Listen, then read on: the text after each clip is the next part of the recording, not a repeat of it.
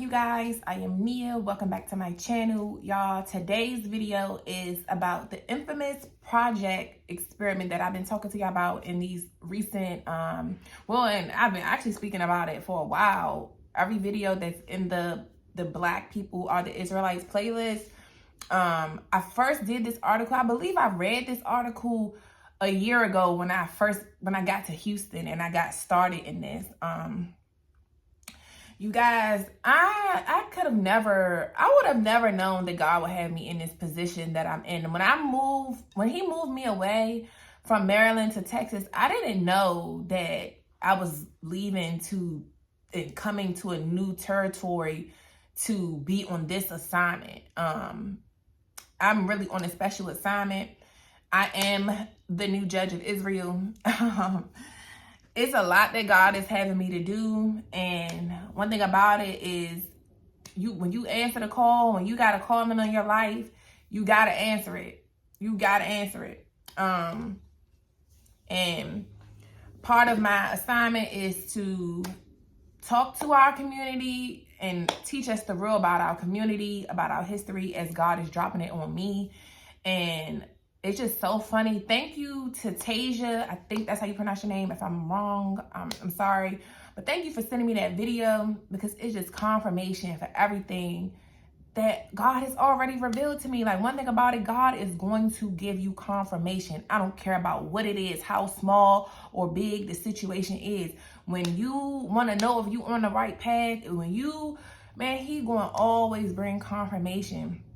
And I'm just letting y'all know, I got a lot, man. The biggest thing that God gonna have me to reveal to y'all, the biggest, I haven't done it yet. Because I know it's gonna crush some people, because a lot of stuff that has been sold, lies, like we've been told a bunch of lies. It's just ruthless how we have been done. And a lot of it, like I've been saying in these videos, we play a part in it because of us disobeying God, who chose us as a people. We're chosen. We're the black sheep of the human race because we are God's chosen people. We are chosen.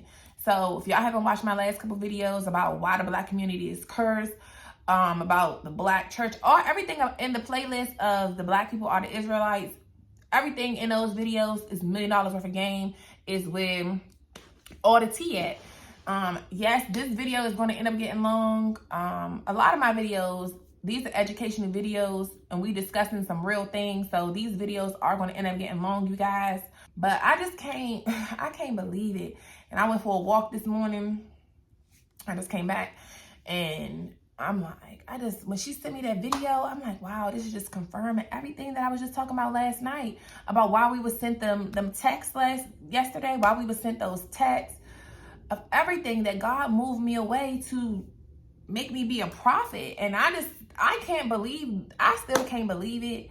And to see that video she sent me, I don't know, I might play that video maybe at the end or maybe in another video, because it was a guy who was just talking about everything that I was talking about. He summed everything up in like 9 minutes.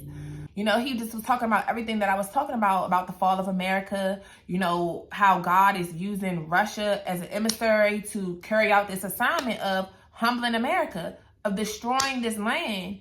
This is the promised land. And people have come over here, and this is our promised land. We ain't over here. We ain't get here. We're not, everything that has happened within our communities, it ain't by coincidence. A lot of it is the cursing of our community, and a lot of it is because these people envy us so bad for being the chosen people. But a lot of it is because we continue to disobey God. God gave us the warning. So if y'all haven't watched that last video about why the Black community is cursed, you got to watch that video, because God gave us a warning. And warning comes before destruction. Warning comes before destruction.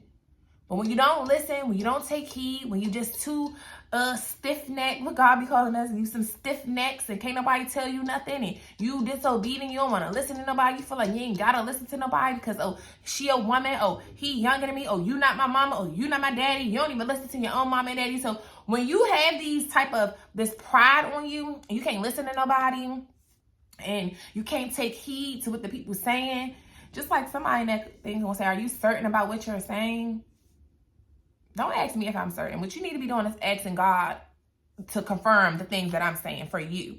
Because if you have a relationship with God and you read your Bible and you do your own research, you don't have to ask me questions about the things that I'm saying. Because for one, I don't put the pictures and the articles up on the screen and read with y'all just for my health. Like, I don't do that. I put this stuff on the screen so that you can see that I'm not just talking out my butthole, okay?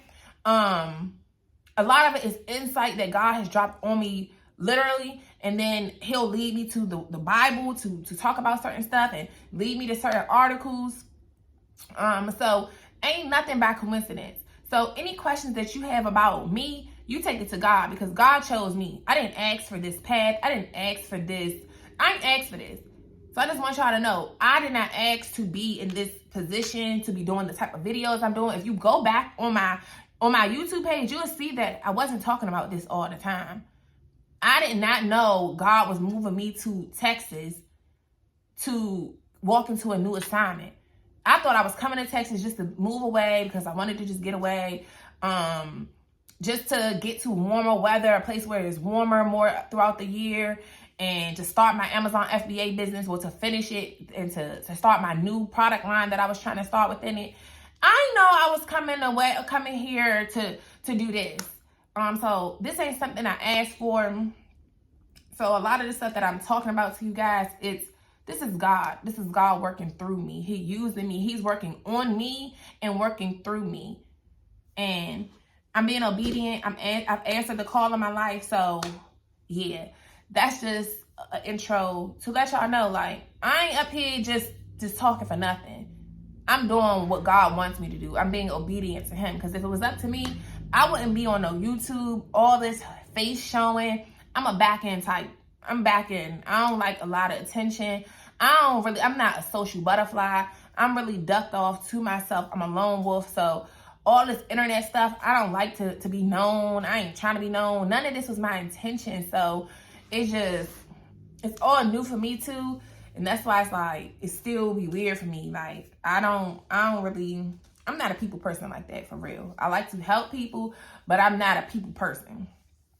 So yeah. But we get ready to talk about this Calhoun experiment that was done on the Black community. So we're gonna read it. Y'all already know how I do when I read stuff. We relate it to what's really going on in our communities. And yeah. So I'm going to put the article up here so y'all can read along with me, because reading is fundamental, and that's the one thing that we don't like to do in the Black community. And even if we read and stuff, we're not comprehending it. We're lazy, and enough is enough. So without further ado, let's get into the video, you guys. Let's get into the article. So this article is titled "Housing Projects: The Human Experiments on Black Self-Destruction." So this article was done September 10th, 2016 by, I guess the organization is the African Blood Siblings. So first, let's talk about who Calhoun is. If you've never heard of Calhoun or the Calhoun experiment, I'm gonna give y'all a little brief introduction of who Calhoun is. And what's interesting, we can get to that. What's interesting, I just read that the study was done in Maryland. And it's a street in Baltimore City, in Sandtown, Calhoun Street. Well, in the heart of the hood, one of the hoods, where a lot of action go down, where a lot of this same stuff goes down at. What's the odds? And I wonder if it's a Calhoun Street, because I told y'all in that other video, a lot of these cities be having the same, like every city got a Dr. Martin Luther King Avenue. Every city, DC, Baltimore, like got a Pennsylvania Avenue, a Commerce Street, all these same street names. Like the cities are designed the same. Like I told y'all in that video about the cursing of the Black community. It's not a coincidence. We're set up strategically. Being downtown yesterday or the other day, when we went to the zoo, and we was just downtown chilling out there, you know, got some eat out there and stuff. And when I am downtown, I be like, this just remind me, just like Baltimore, like just like DC, because those are the only cities that I've really like been in, and actually, you know, to know And then, of course, now being in Dallas. And I went around Houston hoods a little bit when I was down in Houston. So when I just see them down West Transfer Center up here and stuff, I just be like, this feels right at home. This being down in Dallas feels like right like being downtown in Baltimore or something. Like, but so it says between 1968 and 1970, American ethologist John B. Calhoun conducted a behavioral study of captive mice within a 9-square-foot enclosure at a rural facility in Poolesville, Maryland. With the enclosure known as Universe 25, several pairs of mice bred a population which ultimately swelled to 2,200. So basically, an ethologist is a scientist who studies animals' behaviors. And it's funny because I study human behavior, so I wonder what am I called? Because I do study human behavior. I guess maybe that's what like psychology is. Because yeah, well, let's see what that is.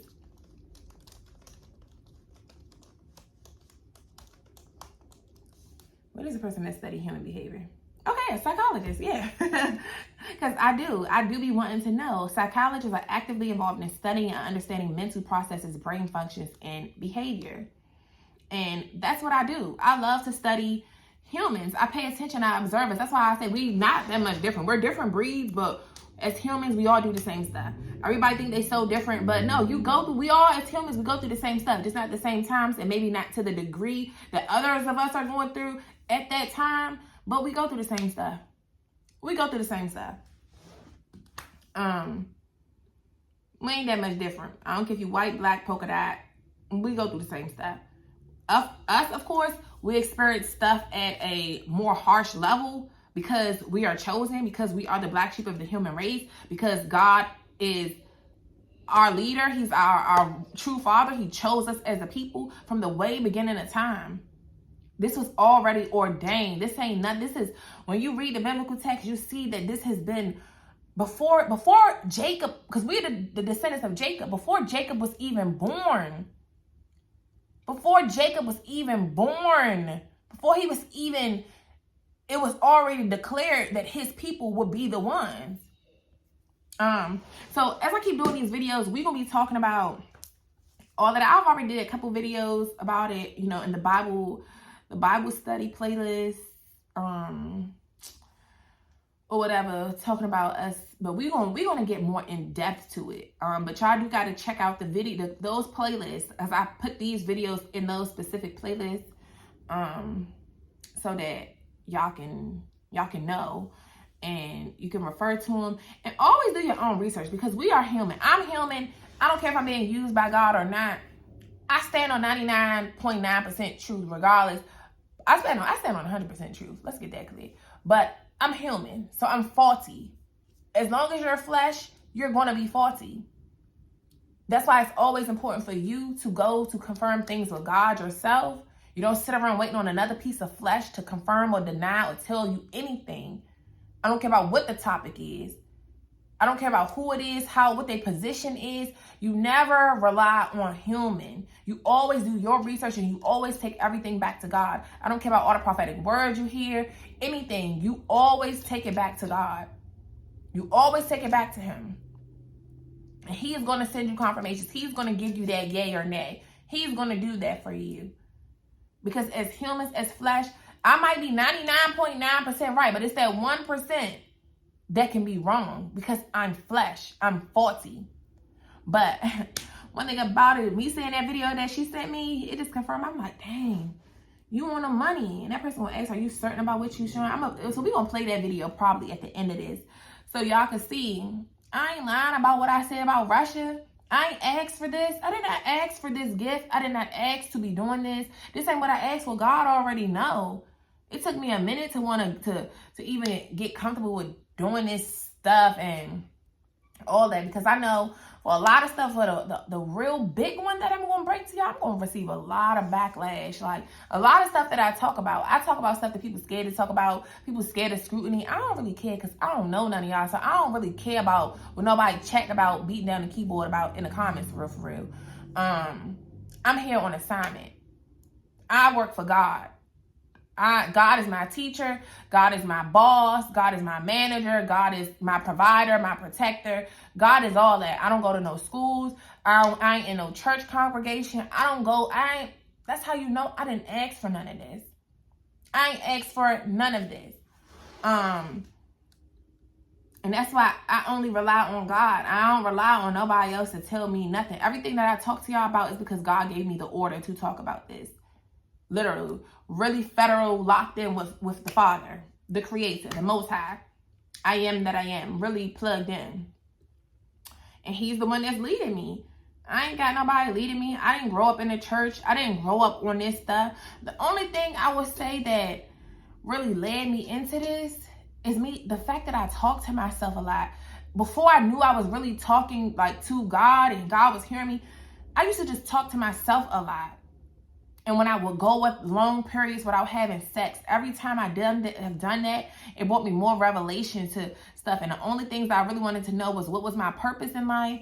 And I did question, like, why are Black people so hated? Like, what did we really do to people? We were the ones treated so bad. So why are we the most hated? And I guess through that, I was led to this.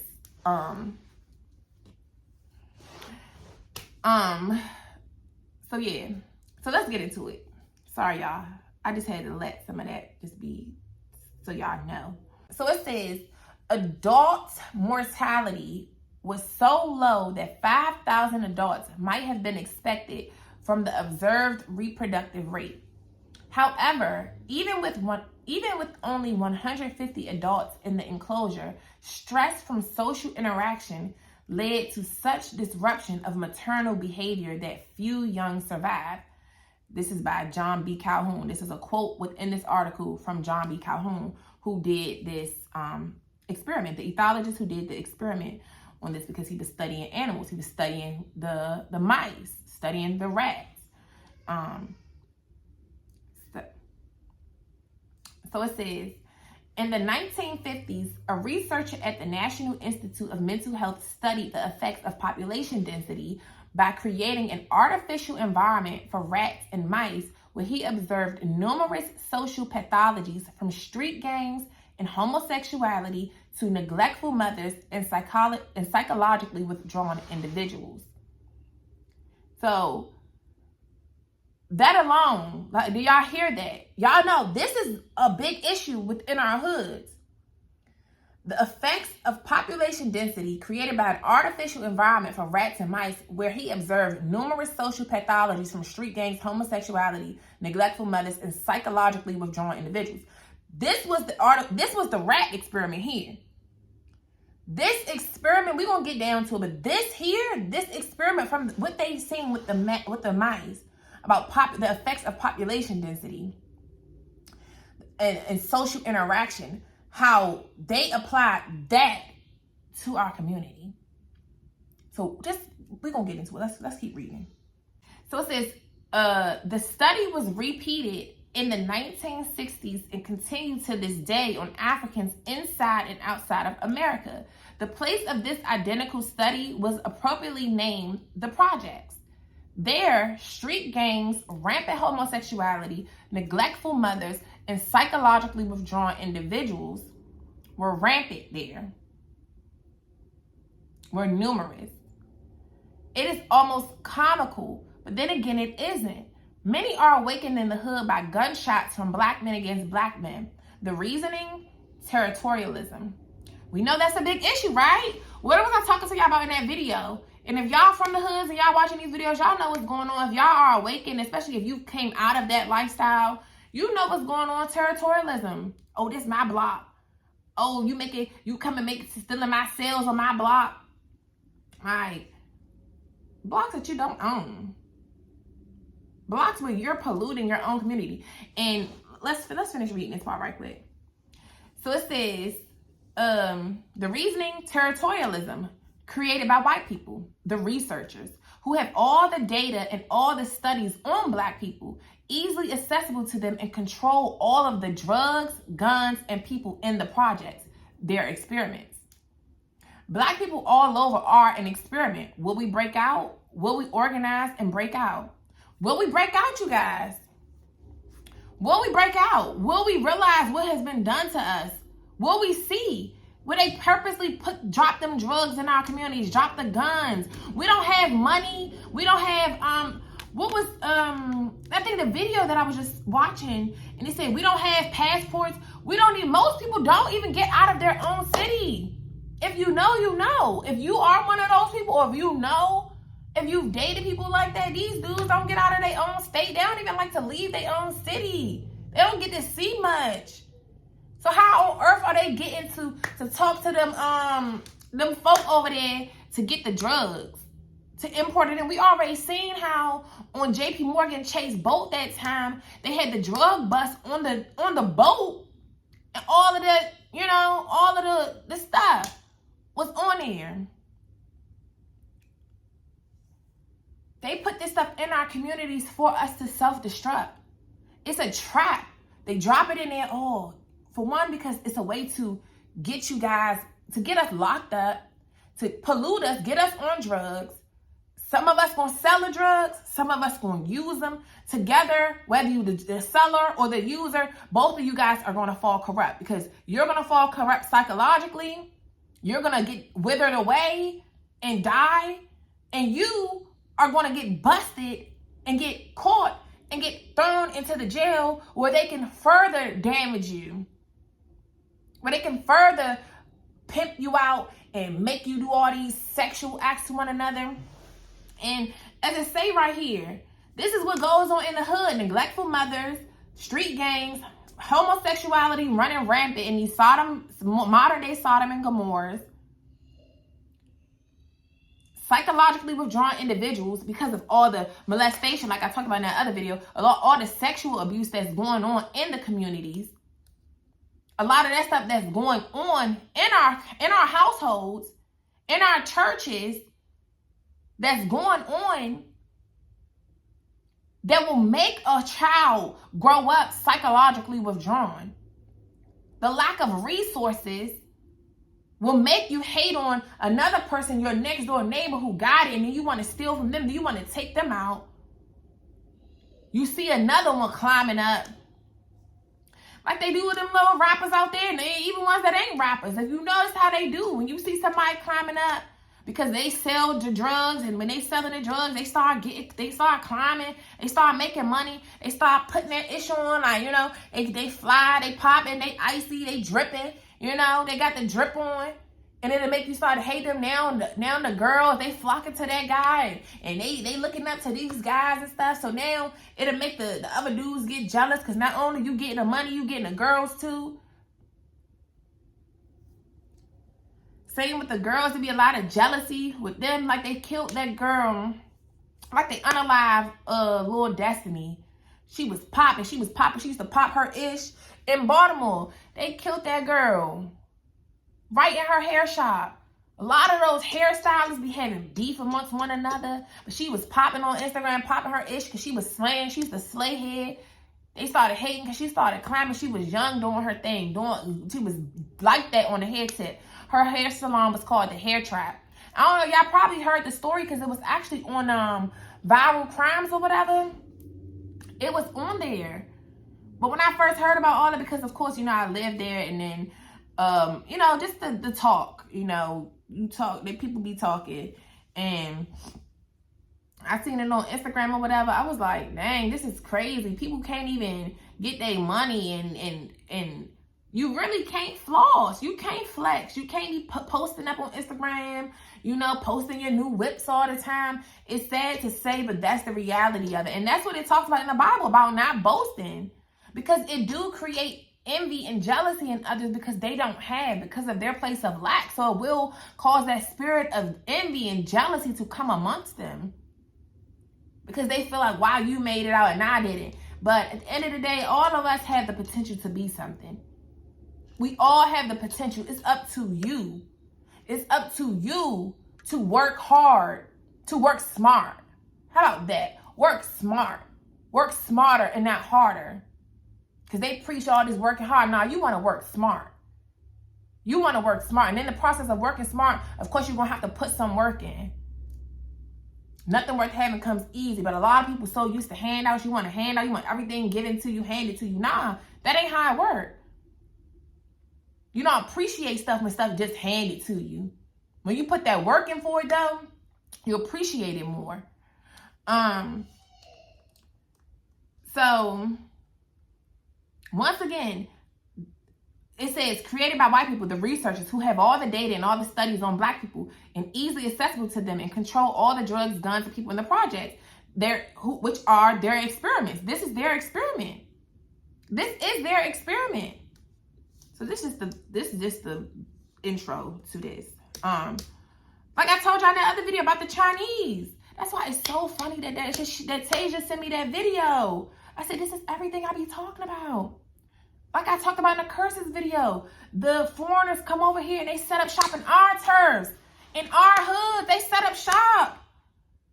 Then they put liquor stores. They put traps in our community for us to self-destruct. The enemy is plaguing over our communities because of what's going on in the house. It runs you out into the streets. It runs you out into the streets. When you got toxicity going on in the home, you got a mama that's wild, a daddy that's wild, drinking, somebody touching on you, beating you, all this stuff that be going on in the house that y'all be telling what goes on in this house, stay on in this house, and all the stuff that's going on in the house is polluting you spiritually, psychologically, and then you become psychologically withdrawn. You can't focus at school. You don't even want to go to school, so you dropping out. And when one thing you need is the education. Intelligence is key, and that's God gonna give you intelligence, because there's a lot of people who didn't finish school but are very intelligent, because that's something that's gifted to you from God and from experience. From experience.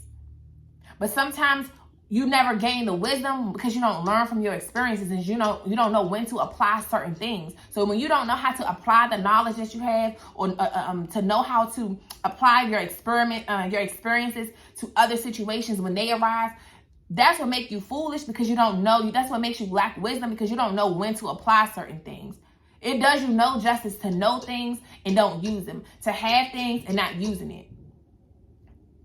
Just like a lot of these dudes, they walk around here with these pow-pows, y'all already know. They walk around here with them, but when a situation arises, they don't even use them when the times that they're supposed to use them to protect their own self and protect their own family. And everybody think that because you toting, you think because you strapped, you think you armed and you dangerous, you think that. But yeah, you'll be armed and another dude will still smoke you and get you out of here, and you had your strap on you. That's what I told that one dude I was messing with. Like, you keep bucking up at me, you keep talking all this mess to me, you walk around with this thing, with this joint, acting like you about that. You didn't chase me around with this thing. You didn't try to, put that up to me. And that's when he really got mad too, because I did say that. When you, but you let your man get smoked, for one, because you probably was faking at the store that day. You was flexing. You probably showed it, because dudes be trying to show they stuff, just like that dude did on the train that day when I told y'all about the download situation, and he showed his the strap just to intimidate somebody.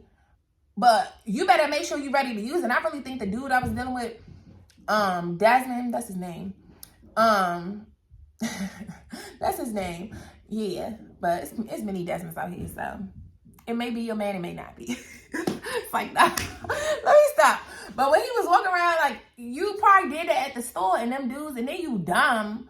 When y'all left, y'all was flexing at the store, and when you left, you didn't even know the dudes was following you. Followed you right back to your house, and they start busting at you, smoke your man right in front of your house. Meanwhile, you running or whatever you did, where your strap at that you was showing and flexing at the store, I'm sure. Because I heard him talking about it to his friend. That's what y'all was doing.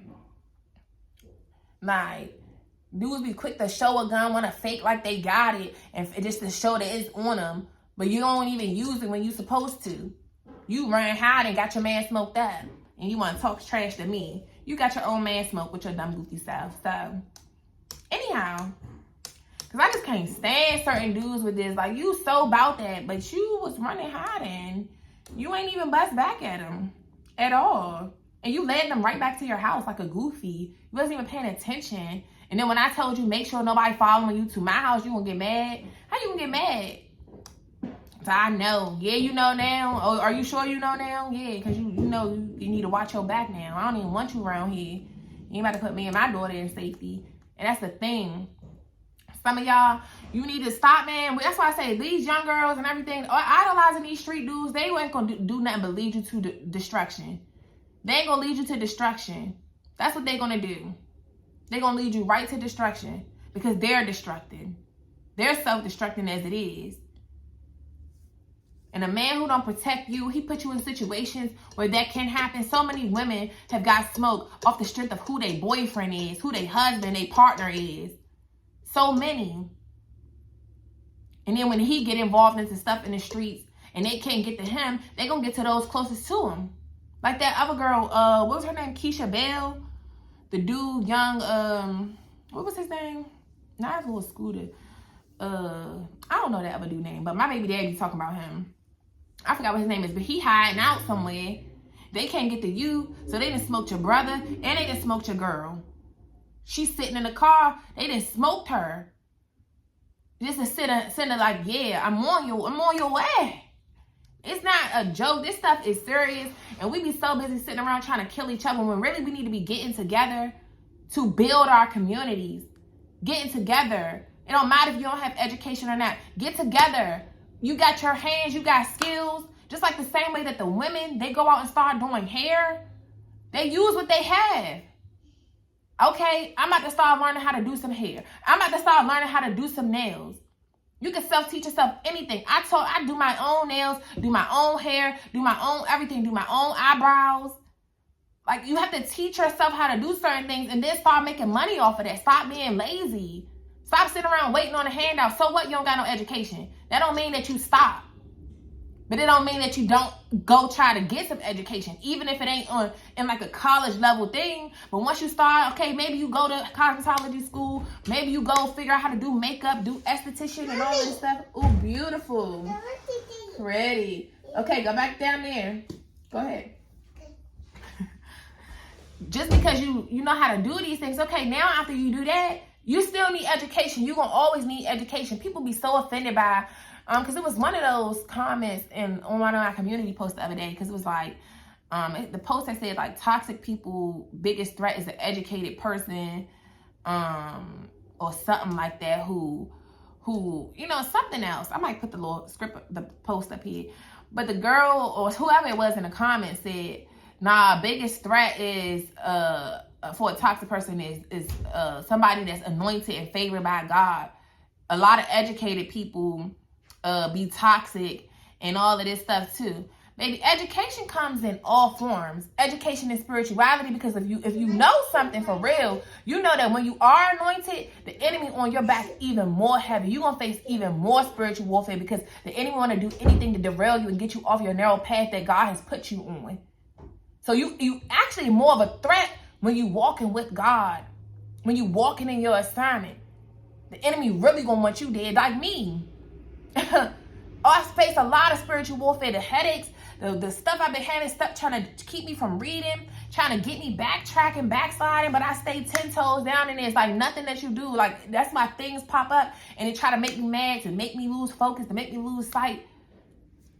You're gonna face it regardless. And when you anointed, you really gonna face it. This is why having education in spirituality, education and you want to use discernment. Education goes to anything. You can be educated on everything that goes on in the world. Requires some type of education. Just like I'm a woman, I don't know how to work on cars. So what I'm gonna do? I'm gonna talk to a man or a woman who's educated on cars. I don't know how to do walls. I don't know how to build this. I'm not educated in this. But there is people out here who is educated in this. Education comes in all things. I'm not educated on how to build an iPad, on how to do technology, on how to do coding. I'm not educated in that. But this is what I'm saying. Education comes in all forms. Don't think it means education as far as going to a university, going to college, even just finishing high school. Because a lot of the stuff that you're taught in school, you can learn that on your own. Everything I'm learning right now, I'm learning this on my own. Everything I know about spirituality, I learned this on my own and through God leading me to what books to order. Ain't no teacher teaching me this stuff. When I went to college, I ain't learned this stuff in college. I went to college for business. And a lot of the stuff I learned in college, some of the stuff I remember, but most of it I don't even remember. The stuff I'm learning now about the way the world is set up, the relation between God and science, this is stuff that God is leading me to. It's stuff that I'm learning on my own, doing my own, in my own spare time, getting in isolation, learning this stuff on my own. So it's your job to get education. And the main thing we need to do is get education on finances, get education on investing, get education on spirituality, so we know how to fight the wiles of the devil. We need education on how to keep our armor on. Because that's the big thing. If you don't understand spirituality, you're going to always be doing yourself a disservice. When you don't understand when to use your discernment, you're going to always be losing. Because you're going to make some stupid decisions. Discernment is about making good, sound judgment. When your intuition is giving you these, is going off, telling you something is like, it's alarming you that there's danger near, or that there's something that's off about a person, place, or a thing. And your discernment is when you need to kick in. Having education on that, having that gift of discernment that God will bestow onto you when you get closer to him and seek him more diligently, he will increase your discernment. So that way, you know, even if you go to the store and you know somebody trying to play with you just by not giving you back the right amount of money, or lying to you, telling you, oh, they don't have this, your discernment going to tell you something different. That's something you need no matter what lane you in, no matter what career path you in. Discernment is something that you're going to always need, so people won't be able to just tell you anything and lie to you and deceive you. So anyways, child, let's finish reading, because I'll be getting going in for real. All right, y'all. So let's finish reading this article. Oh, I'm hot. So say, in 2004, white people looked back on the history of Western psychology and proposed a list of 40 studies that changed psychology, joined by papers from Freud, Pavlov, Milgram, and Skinner. Calhoun's population density and social pathology captured the white imagination with hundreds of citations and many references in pop culture, in novels, comic books, and films. Its impact on Black life is unquestionable. Yet, despite its Black impact or white popularity, you would be hard-pressed to find a Black person cognizant of its content. Fortunately, the reading man is a ready man. What I always tell you about that. Fortunately, the reading man is a ready man, and not only can a reader find the research, a reader can even find several summaries. So, y'all. All right, so then it goes into the observation made of the rats. So, all right, y'all. So let's say observations made of rats, which were supplied with unlimited food but limited space in high rises, no less, showed that. So this is the observation made when they put rats in a high rise building, and I'm gonna put the picture of the Calhoun's Utopia. I'm gonna put the pictures up here, but this is the observation. So what we're reading is the observation. So they put rats in one space in high rises, no less than, in a limited space with unlimited food, and they saw what happened. So they doing an observation. They did like a science fair project, like we do with science fair projects, and you do it. You want to test the experiment, and you make an observation of what you think is going to happen. And then you form your question and your hypothesis and the conclusion and the actual experiment and all of that and all of that. Go and give me that marker before you be writing on my walls. So it says, this is from the observation, this is what happened. It says dominant males became aggressive, some moving in groups, attacking females and the young. Mating behaviors were disrupted. Some became exclusively homosexual, others became pansexual and hypersexual, attempting to mount any rat that they encountered. Is this not what's going on? We really are doing what the rats did. A lot of our men, they move in groups, are very aggressive, very angry. They begin to attack their females, beat their women, beat their children, sexually abuse their women, sexually abuse their children, abuse one another. some become pansexual, and some became hypersexual. Is that not what's going on? You go both ways. You go strictly with the dudes. Like I think I told y'all in one of them videos, up in Baltimore at Mondawmin Mall, them dudes got caught in the bathroom up the mall, having orgies in the mall, in the bathroom at the mall, at Mondawmin Mall. The videos went viral. The videos went viral on Twitter. And we already know this will be going on anyway. And Twitter got it all. You want to see some action? Yeah, Twitter got the videos. So I can't be on Twitter no more. It's too much. So it says, then some become hypersexual. The men and the women. This is what's going on in our hoods, in our communities. This is what's going on in the projects, in the hood. So it says, mothers neglected their infants, first failing to construct proper nests. This is what's going on. Many of these mothers, do y'all see the videos that be going around? They have these babies, dropping them in the trash cans. Don't even bring them home to the proper environment. Like, look at Krishan. And she's blessed with financial gain, but her soul is depleted.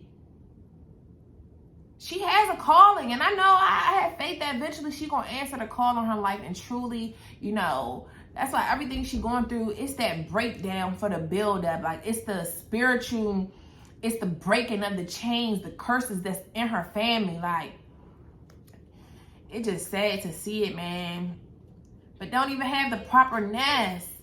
Your kids coming home to nasty environments. They're not having everything that they need.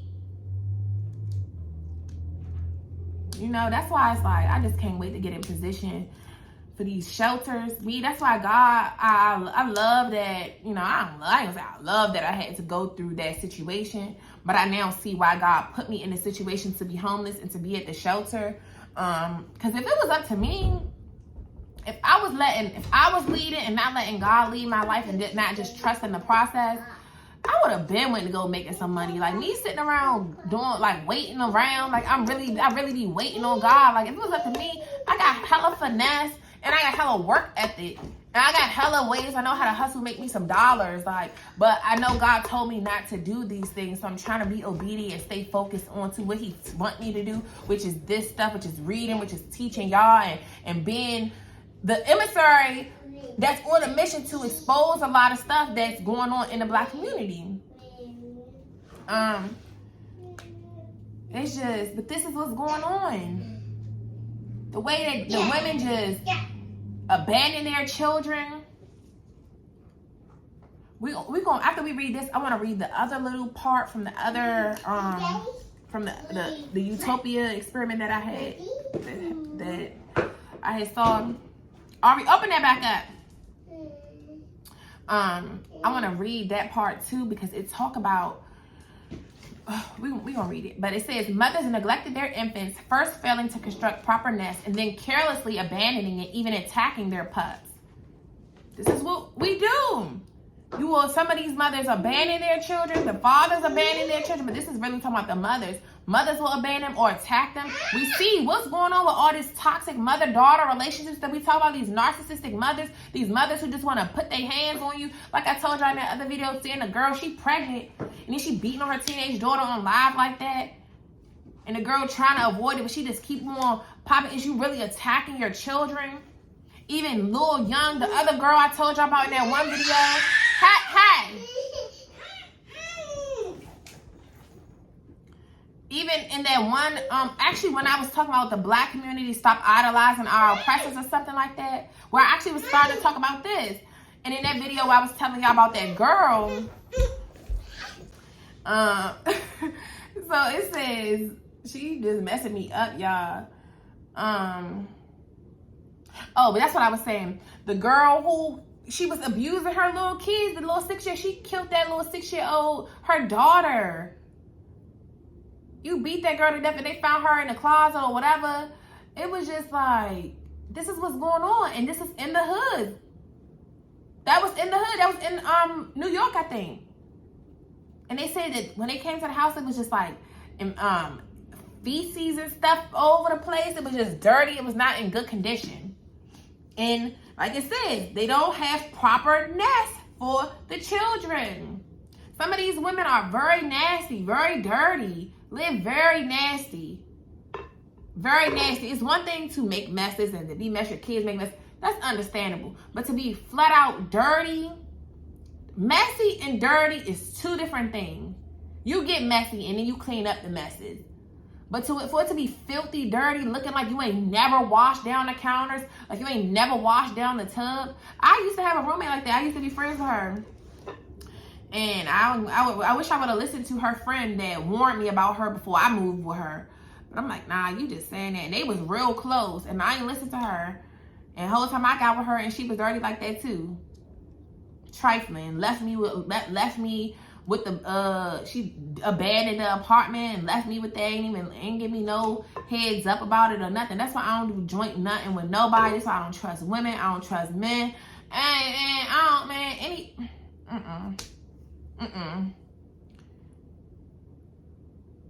These women will abandon their children for men who is actually a son. That's your fourth child. These men y'all be sleeping with be your whole big ass child for real. That's what they be. But y'all would choose these crumbs over your own children that you birthed. That's wild to me, bruh. But this is the result of this. This is a result of how you have grown up. Things that you have seen.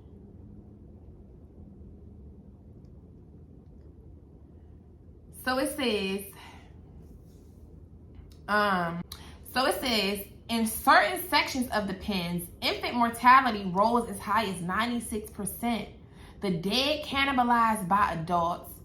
Subordinate animals withdrew psychologically, surviving in a physical sense, but at an immense psychological cost. So this is what happened with the mice. That is also happening within our human community. We are physically existing. What does it say here? Where is that? They are surviving in a physical sense, but at an immense psychological cost. Every time I'm on the trains, just like the other day, that lady, we were on the way to the zoo. We was coming back from the zoo. We was going to the zoo. And the lady on there, you could tell, I'm like, she's something up with her. She just cussing whoever she talking to on the train or whoever she talking to on the phone. You can just tell she off. And then some teenagers got on the train. And everybody hates teenagers. And I mean, I get it to a degree, but then it's like they're teenagers. Did you not used to be a teenager? Like, a lot of them are lost trying to figure out their way. You got grown adults that are lost trying to figure out their way. So why are you so hard on children? Why are you so hard on teenagers when you as a big grown adult are lost too, still trying to find your way? A lot of these teenagers don't have nobody really guiding them. You got enablers or people that just completely neglecting you. A lot of people are suffering true neglect, emotional neglect, physical neglect. Who's guiding them? Who's loving them? Who's teaching them right from wrong? Who's chastising them but yet still loving them? Because you gotta reprimand them, but you also gotta bring them in dear. Love them. Be there for them. Support them. It don't mean to enable them. People don't know the balance. It has to be balanced. My daughter know. Both of them. They know. Mommy love me, but mommy don't play. Mommy don't play. Or mommy really love me. Mommy spend time with me. Mommy gonna read to me. Mommy gonna hug me. Mommy gonna give me affection. Mommy. Them little girls, that's why they so clingy. They both sleep with me every single night. We do every single thing together. There has to be balance, but they also know, I'm not messing around. And to see how she was talking, she was like, them calling them out their name and stuff. They had went to the other side of the train, but they were holding up the door and stuff. You know, just whatever they was doing. Just doing dumb teenager stuff, trying to get onto the train and waiting on their friends, trying to hold the train for the other ones and all of that.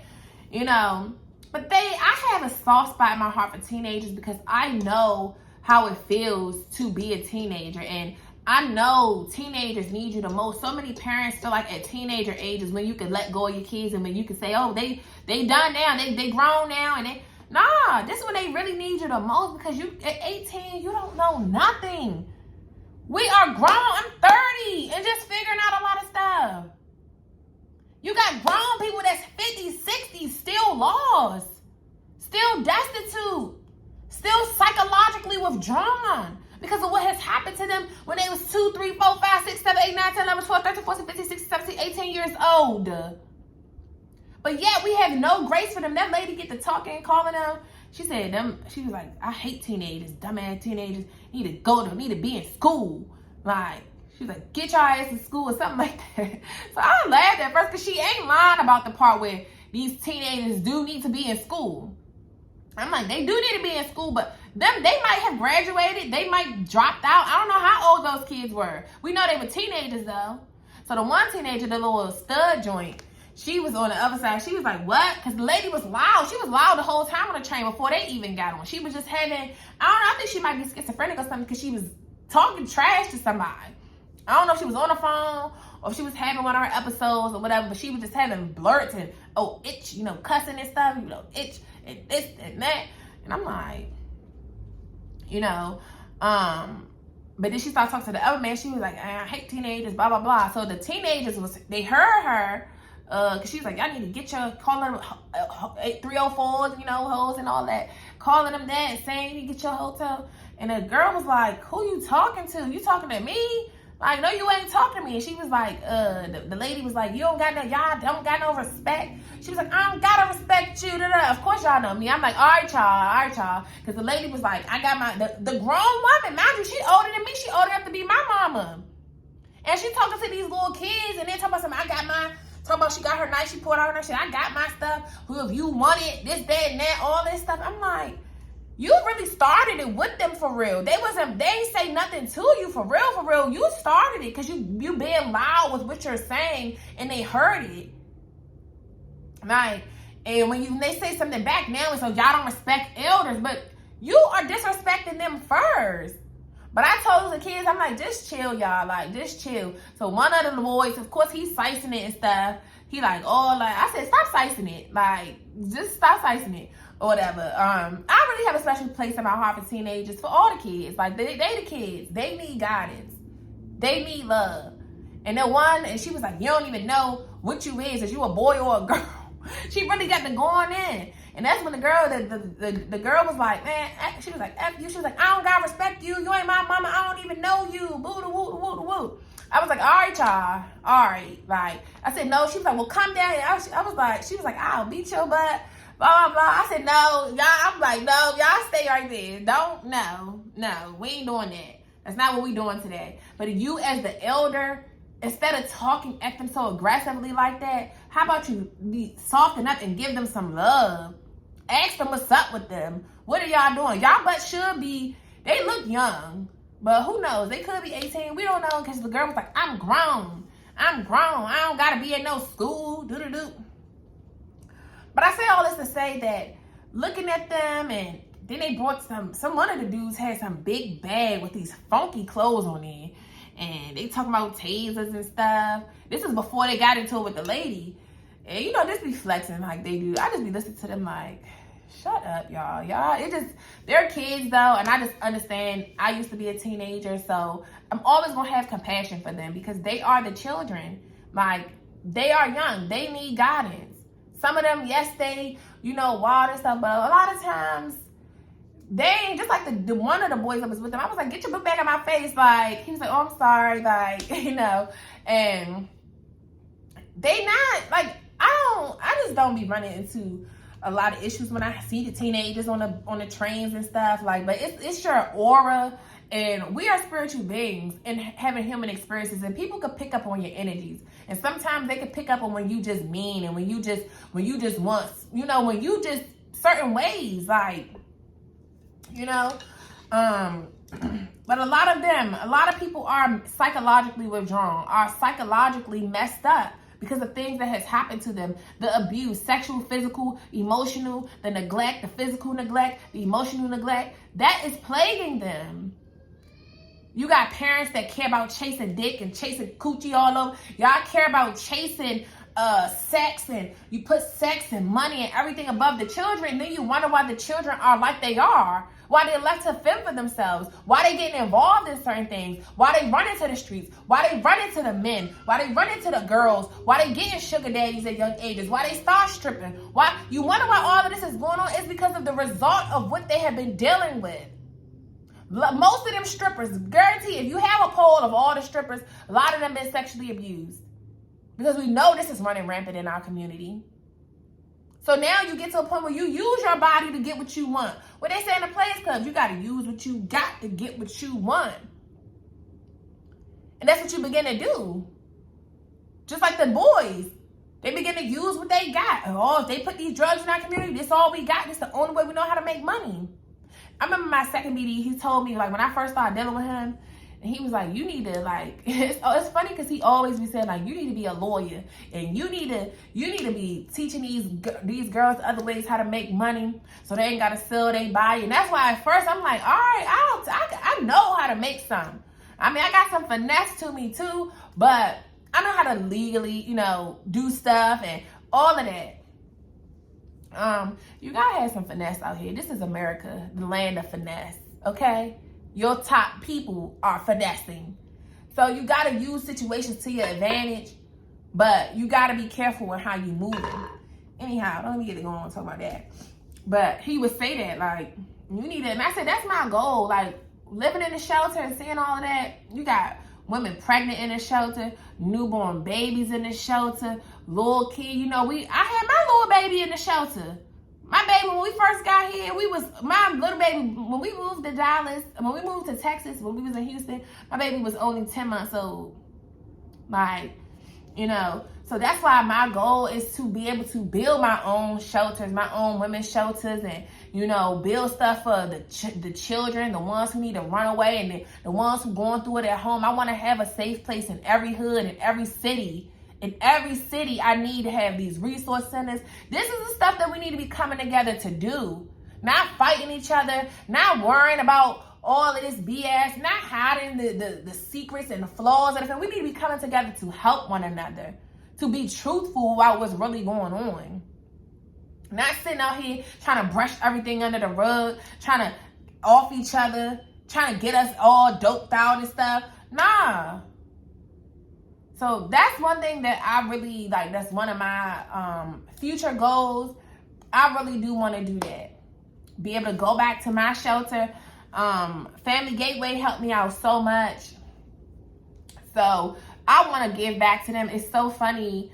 I ain't even gonna say that, but because everything stuff that I do, I don't publicize that. That's stuff that is on the back end. God know what I do, but it's just so funny how through social media, on Facebook, mind you, this girl, like this lady, she don't know me, but in this other group that I'm in, and I had told her, she was saying that she was homeless, and I was telling her, like, go to this place, blah, blah, because they're going to have everything you need, and, they're going to get you right, because I was there too, and then come to find out she was actually at the place that I was at, and all of this stuff. So we had like a little conversation, and yeah, put her on to some stuff.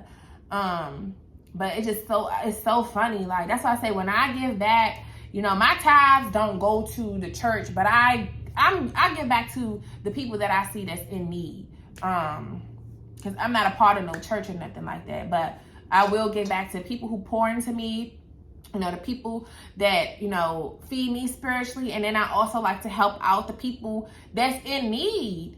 That's ultimately what I like to do. Y'all know I have a savior complex as an empath, and I do want to help people that's in need. I can't wait till I get to the point where I'm able to buy people cars, see the single mamas walking and be like, boo, I got you. Got a car for you and them kids. Like, that's type of stuff I really want to be on. Like, I can't wait. To do that, to just really change lives on a soul level, spiritually and physically. Because you got to pour into people spiritually and mentally and teach them, educate them, because that's going to take them further than you just handing them and giving them a handout. Teaching them how to, what they say, teach a man to fish so he can always eat. That's what I like to do. That's why I'm about educating you on stuff, so I can teach you, so that's something that's always going to stick with you, so you can always have it. Anyhow, let's keep going. So what it say? So it says, subordinate animals withdrew psychologically, surviving in a physical sense, but at an immense psychological cost. They were the majority in the late phases of growth, existing as a vacant, huddled mass in the center of pens. Unable to breed, the population plummeted and did not recover. The crowded rodents had lost the ability to coexist harmoniously.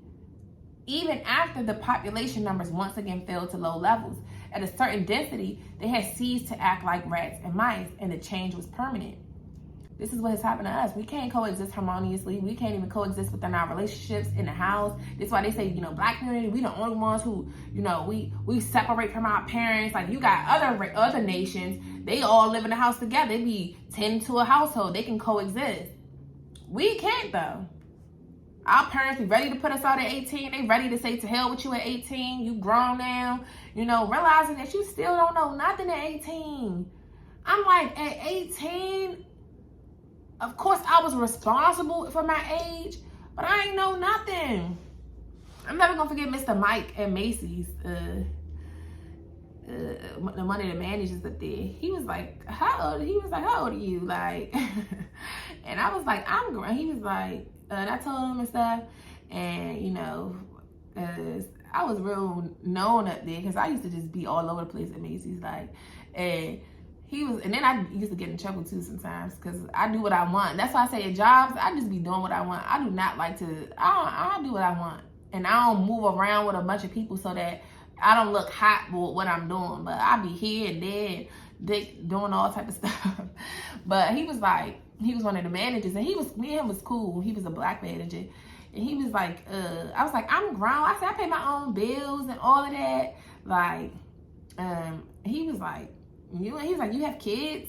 I was like, no. He was like, oh, you don't know about responsibility. And I said, shoot, I'm responsible. I know what it's like. I pay my own bills. Like, I do my own. I've done a lot for myself. Like, what? I got my own self into college. I do my own FAFSAs. I do my own enrolling me for school. I provide my own food. I do all of this stuff for myself. I pay my own bills. I found my own apartment. I did everything by myself. What you talking about? I don't know responsibility. Like, but I also understand you don't really know responsibility until you're responsible for another human life too. That's when your responsibility is really tested, because you can't tap out of motherhood. You can't, we gonna read this about the mice, about how, we gonna read that part, but you can't tap out. This ain't something you can be like, all right, I'm tired. Like Krishan realizing, she said, dang, you really gotta do this every day. Once you have that baby, it's that baby here, you realize like, dang, I really gotta do this every day. And some of us, once you get into mommying, it just you become robotic at it. It be like, all right, at first it get adjusting. I remember when I first had my second baby, I'm like, whoo, that's why I said I ain't having no more now. But I had to adjust to what it's like having two kids and how to give both of them their time still, and how to do this for her. And then I got to tend to this baby, and she on the breast all the time, and this and that, like having to manage too. But now it's a piece of cake. We wake up and do this thing every day like it's nothing. Like, repetition is key. But this is a thing for us. We don't know how to coexist harmoniously. Like, we can't be amicable with one another. We be getting into it. That's why I said I can't live with my mom. Like, that's why I said I'd rather be at the shelter than be living back with my mama. I can't do that. We like two bulls, two heavy hitters. Two heavy hitters can't be living in the same household. And you want to keep telling me what to do, how to parent, and all of this stuff. Girl, you had your chance. And then you be telling me stuff that I had to figure out by my own self. Now you want to try to tell me something I already done figured it out. So what are you telling me now? You wait till I figure everything out to now want to come and tell me some stuff. Where was you at when I needed the guidance, needed the assistance? You made me figure this stuff out on my own. But okay, so before we go to the next, see, this video is really gonna be long. It's already an hour. Before we go to the next thing, you guys, I want to read, because we didn't even really get into the article yet. We didn't even really get into the connection with the Black community. But I want to read this to y'all, because this is also an observation. So this whole thing that we've been reading so far, This has been this is the observation of the rats. We haven't read the part that actually talks about how that experiment was used on us. So we still reading the observation. So I'm going off the observation. I told you I'm a very observant person. I pay attention to these same things, the patterns. I pay attention to patterns. I don't know. I just pay attention to patterns. That's what teaches me what I need to know, and that's what I pay attention to. So it says right here. So it says, for IO9, Esther Inglis writes about Calhoun's 25th habitat and the experiment that followed. So it says, at the peak population, most mice spent every living second in the company of hundreds of other mice. They gathered in the main squares, waiting to be fed and occasionally attacking each other. Few females carried pregnancies to term. This is what happens. A lot of our women don't carry pregnancies to term. Stress. I know my brother was a premature baby. Both my brother's wife, both of her kids, well, two of them. Her son he came to mostly full term, but she had two preemie babies born super early, just like my brother was born super early through stress that she was dealing with his dad, the abuse and stuff, and just stress. Because sometimes people don't carry the term, and they not like physically might not be in a physical altercation with your partner all the time, but just stress, period. The stress you just undergo just off the thought of being pregnant and bringing new life into the world. Know that you got to be responsible for this life. And we go through a lot of stress just during pregnancy. So it says few females carry pregnancies to term, and the ones that did seem to simply forget about their babies. Like I was just saying earlier, the neglect. It said they move half their litter away from danger and forget the rest. Many do that. This is why you got kids out here who feel like, and that's the one thing when I moved here, because at first I was considering leaving my oldest daughter with her dad, just until we got here and found the place and got situated. But I never wanted her to feel like I chose Ari, I chose my little baby over her. Because look, like when I look at the journey of how long it took for me to, to get in position for her to be able to go back there and stuff, it would have been a while before I was able to go back and get her. And I never wanted my daughter to feel like I chose her sister over her, left her behind, and then anything could happen to her, being left behind, not that I don't trust her dad or whatever, but when the mama's away, the enemy want to play. And when the mama is goofy and a little loose in the head and a little off in the head, the devil can still play. This is why predators prey on single mothers. People, they prey on the ones that seem vulnerable, that seem like they don't have nobody, which is what we about. We can already read this. But this is what happens. And you do have a lot of mothers who will take some kids and leave the rest. And now those kids scatter throughout foster systems and scatter, or the mama go to jail. And now your kids is left with family members who split them up and who treat them harshly. And some go to the foster system, some stay with some family members, and then those family members treat them bad, and those family members begin touching on them, abusing them, and all the corruption that goes on when mama gotta separate, when mama leaves some behind and then take her other ones, and then you got the other kids feeling like, dang, well, why you choose such and such? What was so bad about me that you didn't love me and didn't choose me? Like, that's why I don't be understanding, like, having all these kids. I just feel like, honestly, it's 2023. There's no reason to have so many dang on children. We're not back in the old days where you needed the children to help with the picking in the garden, picking the food, and all the tilling the ground and helping with all of that. Now, a lot of times, I just think that, I don't know. I don't understand. And a lot of times, it still happens. You separating the kids. You don't got enough time and attention for the kids. We having kids just to give every man that you with a baby, make them feel like something. And then once you got issues with the man, now you don't like your child no more because that child looks just like the man. And now you don't like your kid and you treat this one different, and all of this stuff that go on. So many women in the hoods are breeders. And this ain't no offense. This ain't to condemn nobody, because babies are blessings. And because they're blessings, treat them as such. Don't be neglecting them. Make time for them. Prioritize them. Don't have a bunch of babies and then leave them to the oldest sibling to take care of, because you want to go out and shake your ass and still want mama got to have a life too. No. You should have thought about that before you birthed so many children into the world. You had your time. And of course, even still as moms, we get a chance. We do deserve to go out sometimes and have fun. But if it's an everyday thing for you, every weekend you got to go out and do all of this stuff and then don't care, you send your kids anywhere so you can go shake your ass and go chase behind somebody raggedy tail son who's stinky butt, can't even bite his butt properly and all this stuff, skid marks in your drawers and stuff, and y'all be chasing after these dirt buckets and neglecting your kids for somebody else's trashy son or trashy daughter for that matter.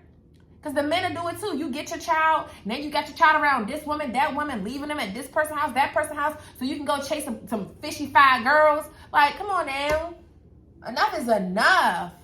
Enough is enough. Think about what you're doing before you do it. And don't go using abortion as a means to get rid of the baby because of something that you could have took a preventative measure for. So much stuff that be going on in our communities. We be having sex with these men we don't know, don't really like. Then once you're pregnant, you realize, I don't like this dude. I told y'all that was my experience. I'm like, I don't even know you for real like that. Don't even like you. Really don't even see a future with you. But I did want a baby.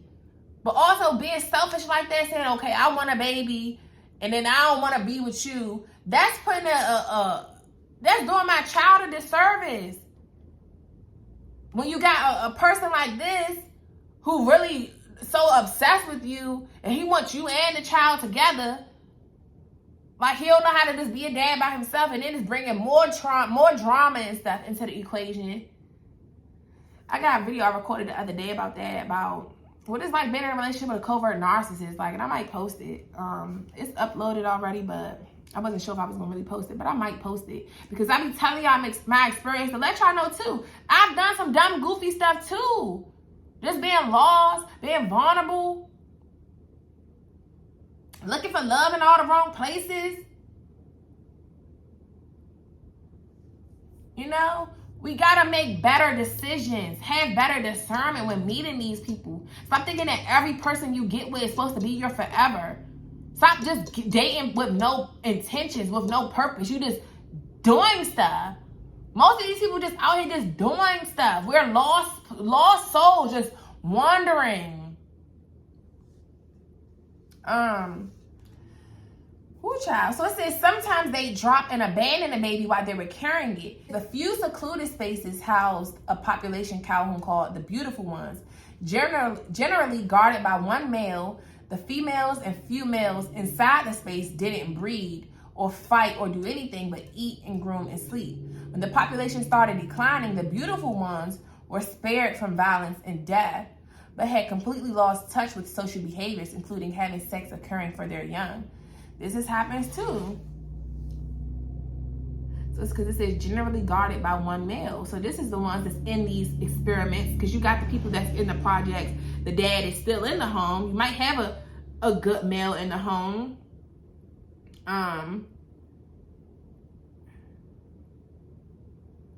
the males and the females inside the space didn't breed or fight or do anything but eat, groom, and sleep. So they're not out here engaging in all this, because you got people that live in the hood, but they're not of the hood. They just in those environments. They're not doing the same stuff that everybody else around them is doing because they stay inside secluded. A lot of people like that. You in the hood, but you don't go outside and be engaged in all of the stuff that they got going on out there. So those are the ones they say they consider the beautiful ones. Do y'all not see? This is still about the mice experiment itself. And when the population started declining, the beautiful ones were spared from violence and death. They had completely lost touch with social behaviors, including having sex or caring for their young.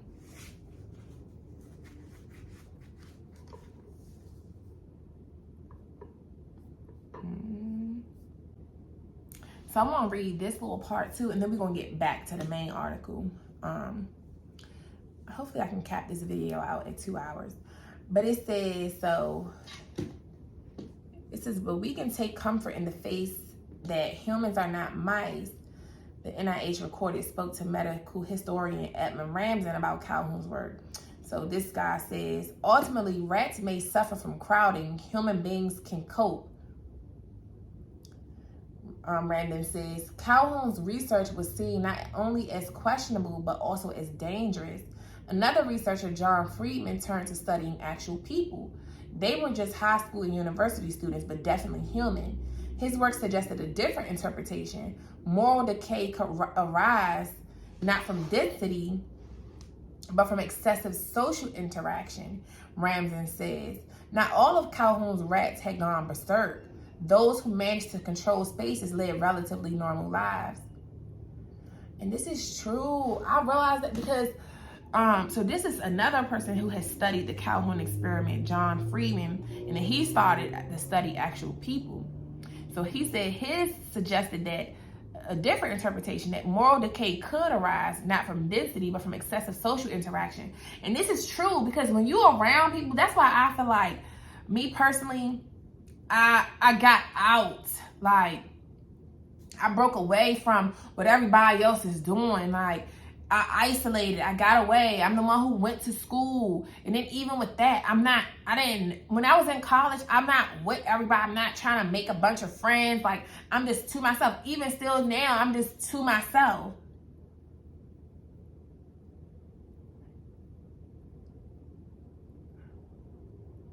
Because excessive social interaction can deplete you. This is why I even be telling y'all, a lot of you can't really tap in and find your purpose because you surrounded by people and places and things that really ain't no longer serving you, but just so you can have a social life, so you can have interactions, so you can have somebody to go vent to and tell your problems to, who might be telling your problems to somebody else, and use that opportunity to confide in God. This is why I talk about that, because I know what isolation has done for me. Granted, I really am a lone wolf. I love to just be by myself. I can do anything by myself. I love to be by myself. But I also see what being by myself has done for me. I even see how when I'm in relationships, how I lose focus when I'm in relationships versus when I'm to myself. Because you got people that you in these relationships and they want to, come watch movies with me all day and come do this. And, you trying to do this, but they want to pull you away from what you trying to do. They want to talk all day. I don't got time to talk on the phone. That's what I was telling y'all in that video. So I might post that video because I was telling my youngest baby daddy that, like, bruh, I don't want to be your friend. I don't want to talk on the phone to you. We don't have nothing to talk about, baby. I'm busy. I'm working. I got to read. I don't got time to be sitting around talking to you about nothing, talking to you about stuff that's going on, the same BS that you always want to talk about. I don't want to talk about that stuff no more. I don't want to be in a relationship with somebody like you, and I don't want to be friends with you either, so get that through your head. We're not friends no more. I don't want to be friends with you. I don't want to be your friend. I don't even trust you like that, bruh. I don't trust you with my information. I don't trust you with nothing. Because everything I tell you, you're going to throw it back in my face. So why would I want to be friends with somebody like that? I don't want to be friends with you. We ain't the same. You are not on our level mentally. You're psychologically withdrawn. But he ain't dumb. He is not dumb. He knows stuff, but he's such a manipulator that I can't deal with him, bruh. Can't deal with him. Like, he knows what he be doing. And that's what really just make me mad. But anyhow, because it says, but from excessive social interaction, it could cause moral decay. Because you are who you hang around. You are your environment. You're a product of your environment. And if you're around people, which is your environment, if you're in places, your environment is the people, places, and things that you surround yourself with. Even if you're by yourself all the time. Because he's like that. You're by yourself, but when you by yourself, what is in your environment? What are you sitting around watching all the time? You still sit around watching chaos. You still sit around watching things that don't educate you, don't get you into a higher vibration, a higher frequency. You still watching stuff, consuming content. Some people sit at home and just consume BS on the celebrities, and what you focusing on? What's coming into your eye gates and your ear gates? What are you doing with that? That's your environment. And that plays a big part into who you are, into who you become. And a lot of people who want to be around everybody, especially in the hoods, you want to hang outside. Y'all know in the hoods, it's about outside. Outside is fun. You feel like you're going to miss something. The stuff that go on outside, you know, it be fun, especially when you younger coming up. It's fun outside. It's fun. I know it's fun. I used to love being outside. But when you carry that into, as you grow older and you don't change nothing, your character is still the same, you're not changing, you're not elevating, you're not growing, you still want to do that same thing. People my age, I still see them when I do get on Instagram, because I'll download it like once a week or once every 2 weeks, get on there and see what's going on, and I'll be like, oh, it's just the same thing. Off I go. And I just be like, I be seeing the same stuff. I be like, people just, you know, it's the same thing. I'm like, dang, it's no development. You still doing the same thing that we did in high school, and that's still like a main thing for you at this big age. Like, and you're not focusing on nothing new. You're not growing. Like, you're not developing. You're underdeveloped. And it's because you press to still be around all those same people that you've been knowing since middle school, high school. Like, okay, what are we doing different? What are we doing different? I'm even like that in my relationships. I don't like to stay stagnant. I don't like to stay in the same position I was last year. I want to be growing in some way, shape, or form. Even if it's like now, like I said, in this chapter of my life, it's just growing more spiritually, getting my relationship with God, you know, all of that. That's what I have been focusing on. It ain't necessarily about going out the house and, you know, trying to chase a bag and all that stuff, but it's about grounding myself. It's about learning better emotional intelligence, learning how to regulate my emotions. It's certain things that you can always be working on to become a better person. And sometimes when you want to become a better person and those around you not trying to become a better person, then you're going to have to be like, oh, I got to check the deuce to you. I can't hang around you as much. At least I'm going to have to put some distance in between, because you're going to feel like I'm changing and I'm going to feel like you not changing. So it's time for us to go our separate ways, because yes, I am changing. I'm growing. I'm growing in age. I'm growing. So if I'm growing in age, I want to be growing more mentally as well. I'm not staying stuck where I was doing the same stuff I did. I just can't even imagine just being on some of this stuff. Like, I done did all that. We was doing that young. Why would I still want to be doing all of that? Why would I care about that stuff now? I'm grown. I got 2 kids that I got to pave the way for. I'm trying to set up proper nests for them so they can function and thrive. I'm trying to make sure I get the knowledge and tools that I need so that I can put them on game so they don't got to figure out everything by themselves like I had to. I don't want them going down the same rabbit holes that I went down. So yes, I want to become a better person so that I can raise better children. Raise them to love themselves, respect themselves, and know their worth. A lot of things that the Black community or people in general don't know, have low self-worth, low self-esteem. I want to raise my girls with self-esteem, high self-esteem, not feeling like they above everybody, but feeling good about themselves, feeling good about their abilities, feeling good about who they are, not doing anything just to fit in, setting morals and principles and boundaries, instilling integrity. All right. But like I was saying, those who manage to control space live relatively normal lives. I sometimes wonder if I would have never went away to college, what I would be doing. Like, I needed to go away to college. I needed that. Like, I needed that. I be wondering sometimes I probably would still be hanging around. I probably would have still been with that same boyfriend, outside with him, smoking, going around his way, like, you know, just doing the same thing every day. Like, I probably would have still been doing this stuff if I hadn't got away. You know, I just be wondering sometimes, what would I be doing? Like, if I was still there. You know, people would talk about you at first. Oh, you know, you a Baltimore. Like, what he used to say, hell, you a Baltimore joint now. All this stuff. Like, you know, they be trying to make it sound like you a traitor and all of this stuff. Like, nah, I ain't trying to be down there. That's all. I'm not trying. I don't want to live down there. I don't want to be down there no more. See, everywhere I go, I see y'all same people that I've been seeing since I've been in school. And I don't want to see y'all, honestly. Then it even got to the point being in Baltimore. I'm like, all right, now let's just get out the whole state.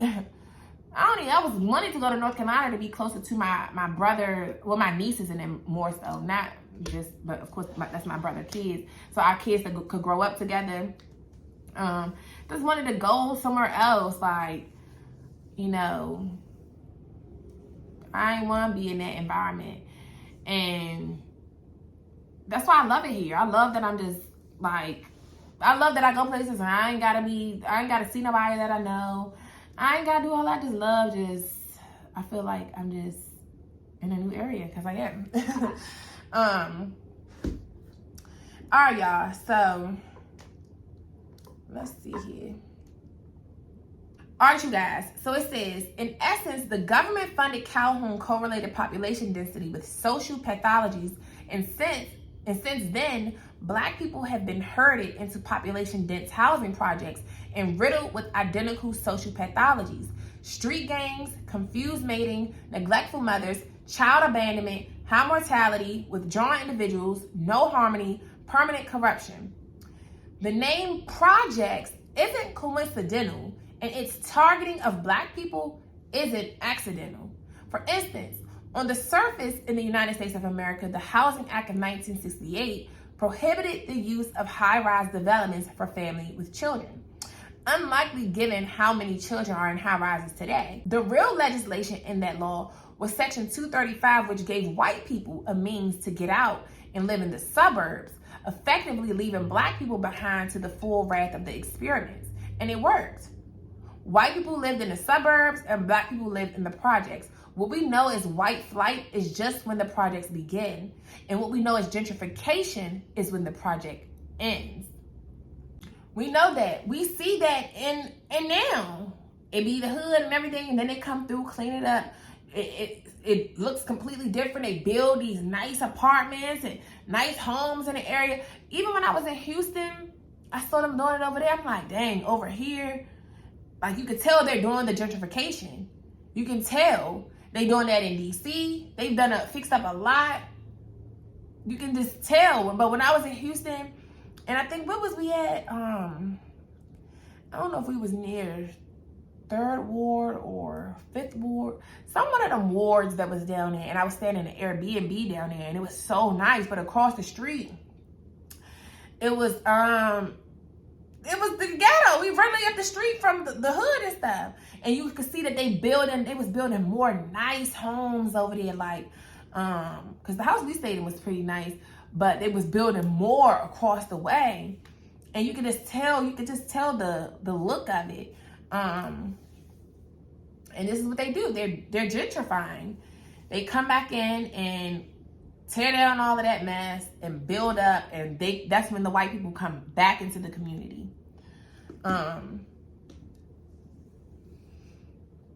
You know, it's not a coincidence. They all go to their areas. They just like the Chinese. Like most times, the Asians, it's like, where do they be living at? They even live amongst the white people, or they live in their own little towns. Because it's like you see them. You know, I don't be knowing where they are. I was like, where do they live at? Where do they live at? But you see, most times people live in like every nationality or whatever. They all live amongst one another, like, you know. And it's just sad that we can't really live amongst one another. But I know they say in like in DeSoto area, because I've been all around Dallas, like just driving around. And I know in DeSoto, they say that's a thriving Black area. And I know PG County, I was blessed to grow up where in Maryland, Fort Washington, Maryland. They said PG County as a whole. PG County is predominantly Black. Upper Marlboro has like rich Black people. It's thriving Blacks in PG County. Like, I was blessed to grow up in PG County. I didn't really see many white people until I went off to college and started working in corporate and stuff. That's why I was like, I ain't going to no PWI college. I'm going to an HBCU. I want to be around my own people. No, I don't want to go around them white people. No shade or nothing, but I want to be around my own people. Like, I grew up around Black people. I didn't have a bunch of white teachers. I had a few, but mostly Black teachers, Black principals, Black schools. Like, yeah, it was a blessing to see how other people had to go through in these southern states, and you gotta deal with these stuff. And even how I see now, like, I'm blessed to have went to mostly black schools. Like, you know, all black schools. We ain't really had that many white people at our school. Some of the teachers might have been white. I remember that one white boy, I think his name was Tony, but it wasn't many. It was mostly black. So, yeah, PG County is predominantly black. That's where I'm from. PG County is the outskirts of DC. Most people, because we from DC, but we done broke out and went into Maryland. We lived in Capitol Heights first. That's right outside, like really right outside of DC. Then we then went out further into the suburbs, out for Washington. And it's funny, when we first moved to Washington, I was like, this is far. We moving far as hell away from where we used to live at. Like, it was seemed so far coming all the way out there. I was like, where are we moving to? But luckily, it was black people all around there too. My one neighbor was Filipino. I liked her. And they actually still live there. Well, I don't know right now, but last time I was out there, they were still living next door to my mom. And it was Filipinos that lived around here too. But yeah, it was a thriving black area. The middle class black folk, you know? And actually white people starting to move back into the neighborhood because we got the harbor down there now. Like, so a lot of people moving back down there, you know, with Potomac, Real Housewives of Potomac, where Candace lived. And if y'all watch that show, Candace, she lived at the harbor that's right down the street from my mom's house. Like, literally, it's like 7 minutes up the street from where my mom lived. And yeah, and they started to move back into the area, she say. Well, last time, you know, before this whole falling out thing, when she had said that. Anyhow, let's keep going. So it says, of course, the casual reader may have been misled into thinking research on rats has no bearing on human beings.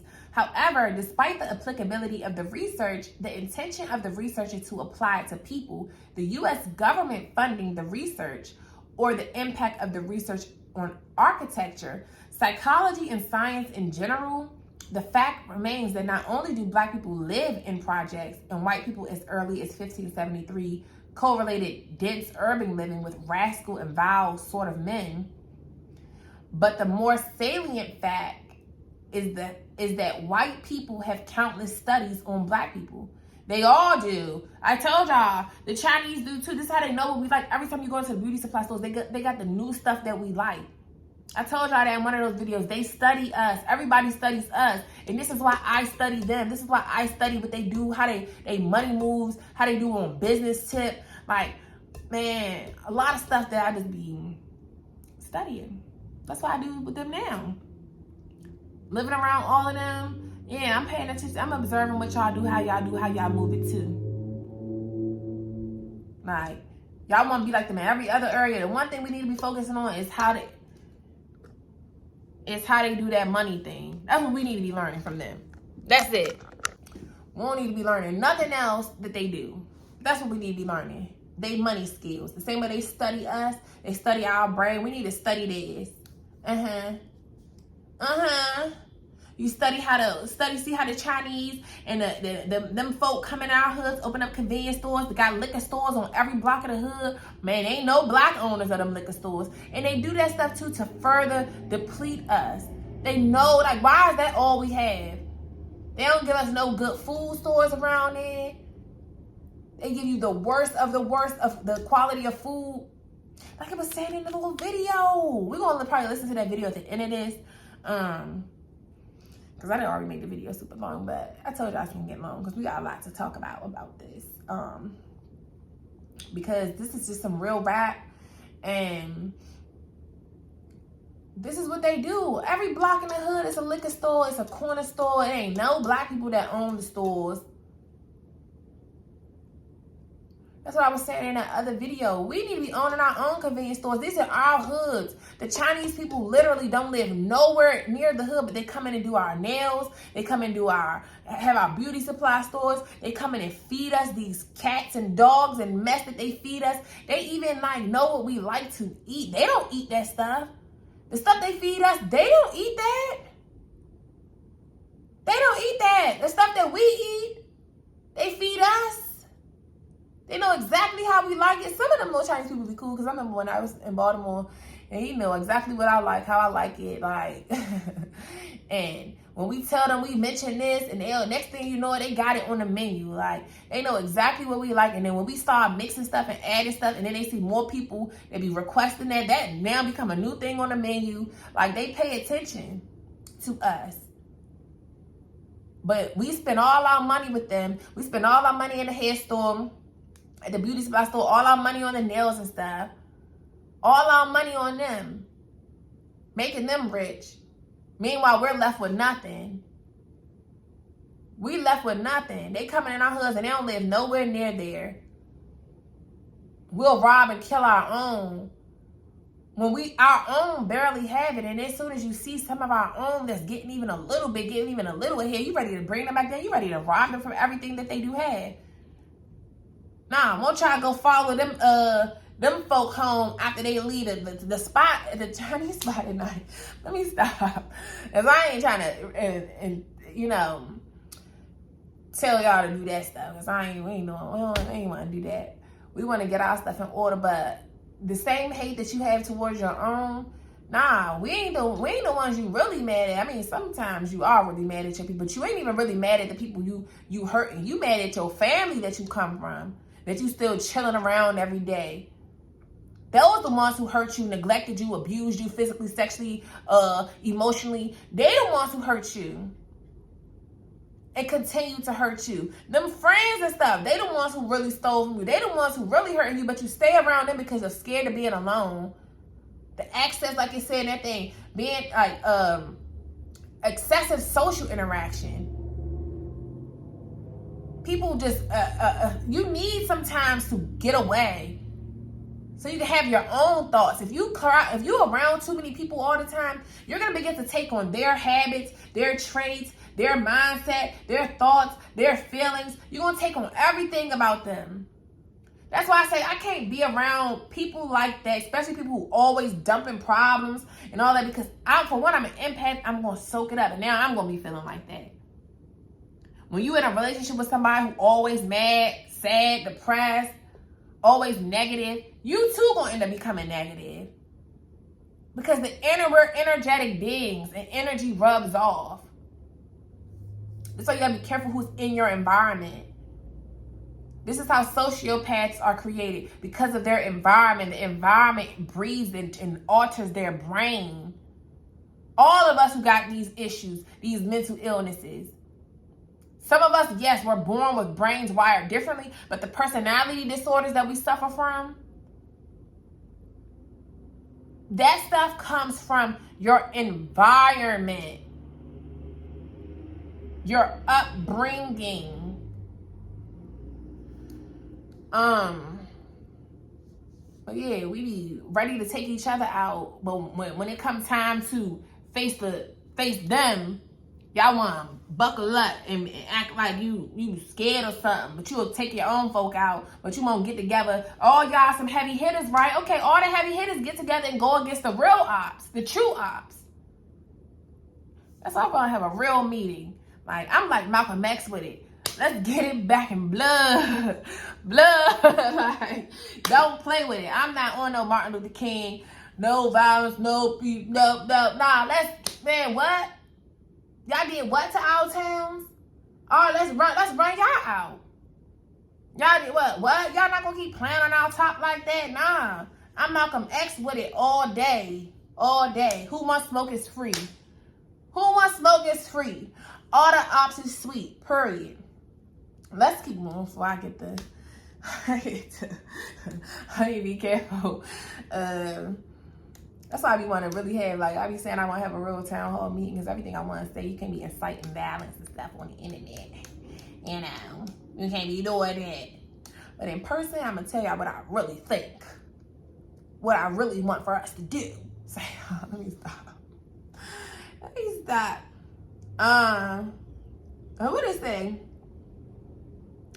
Yeah, the white people done countless studies on black people, and white people control black environments. They do.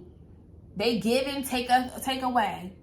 They control our environments. They be controlling how we can buy houses and where we can buy houses at. And we get approved for the loans. This is why we need black people. We need black people in every field. We need y'all as doctors. We need y'all as lawyers. We need y'all as nurses. We need y'all as in tech. We need y'all out here building y'all own YouTubes and platforms that we can come back, that black creators can come strictly on that. We need our own schools, our own elementaries, daycares, all that stuff. That's my lane with it right there. We need y'all in every field. Y'all know what be going on down with us in the hospitals having our babies. This is why we need more black women in these positions, opening up your own practices.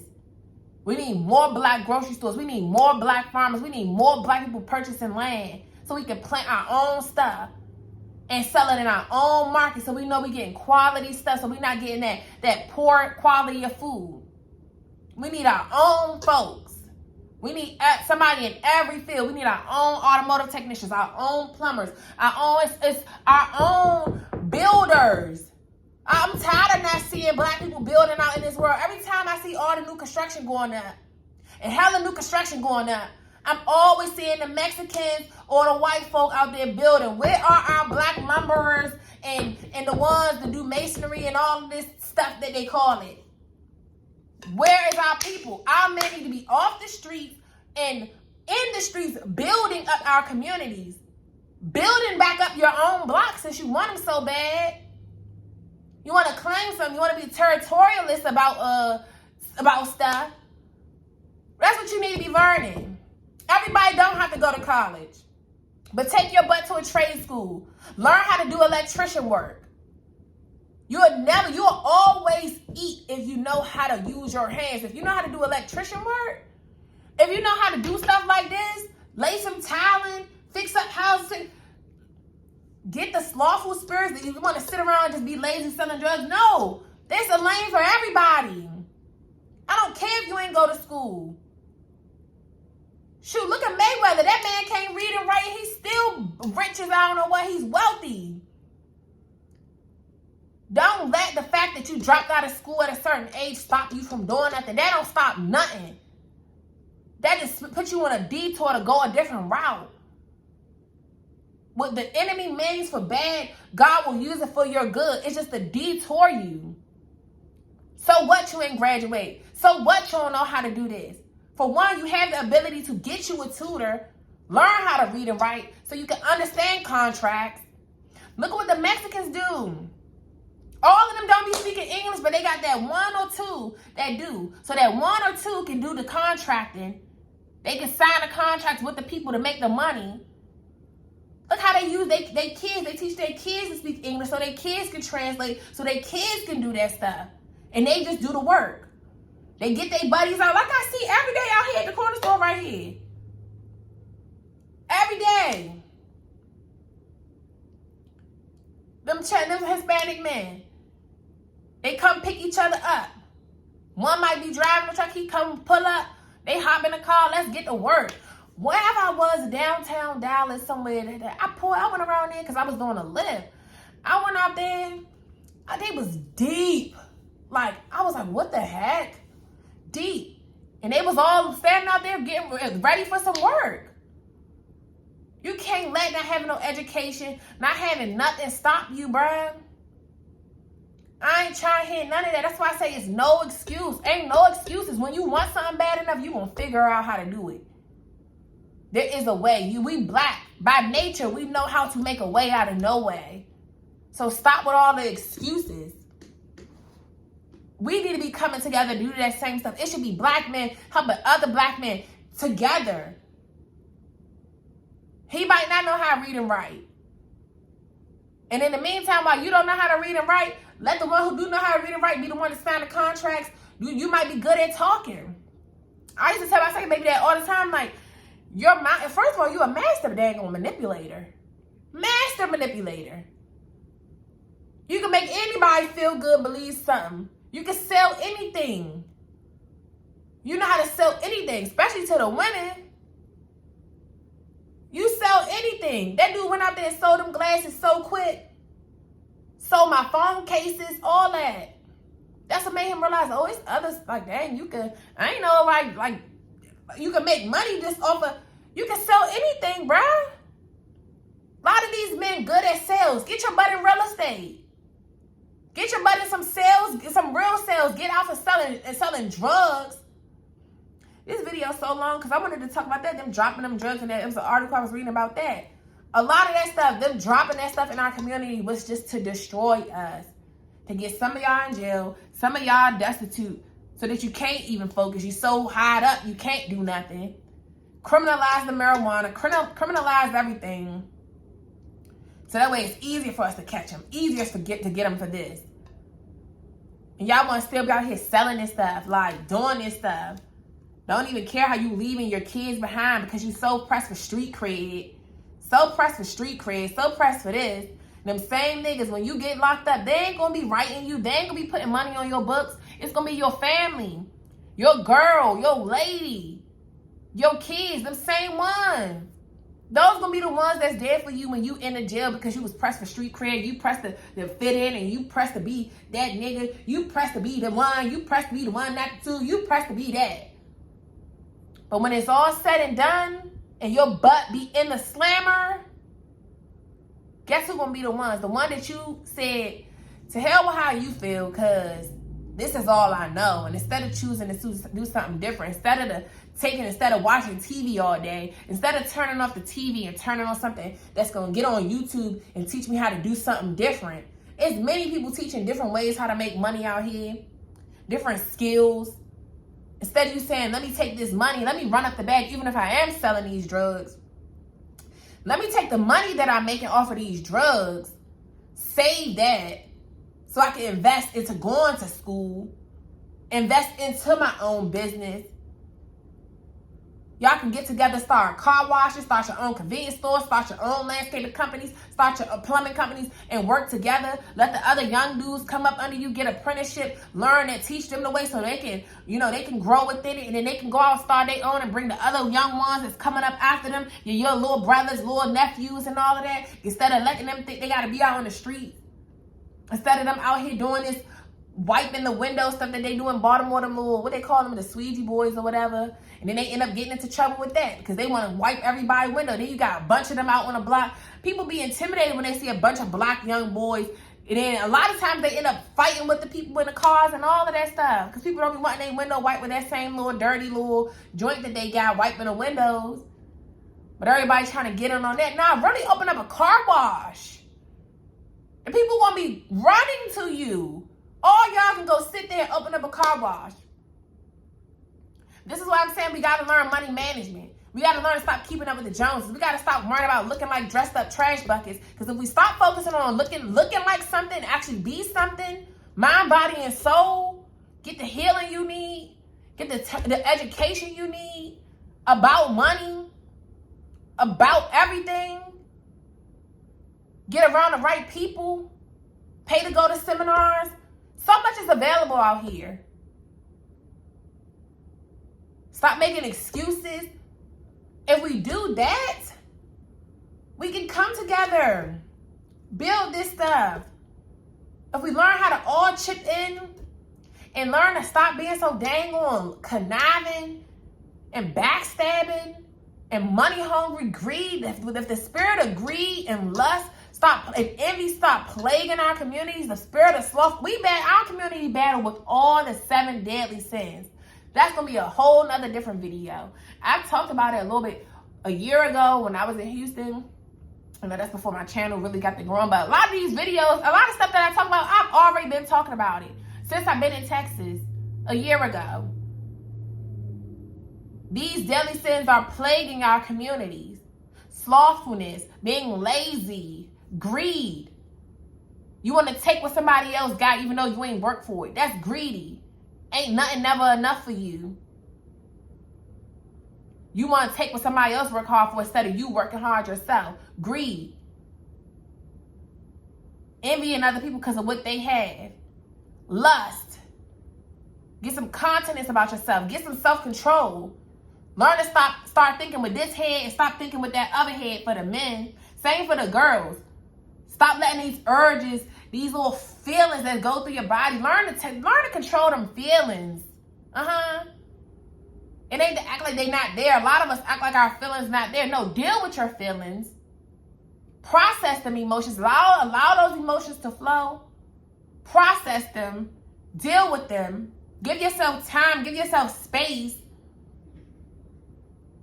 Control this lustful spirit that's plaguing our community.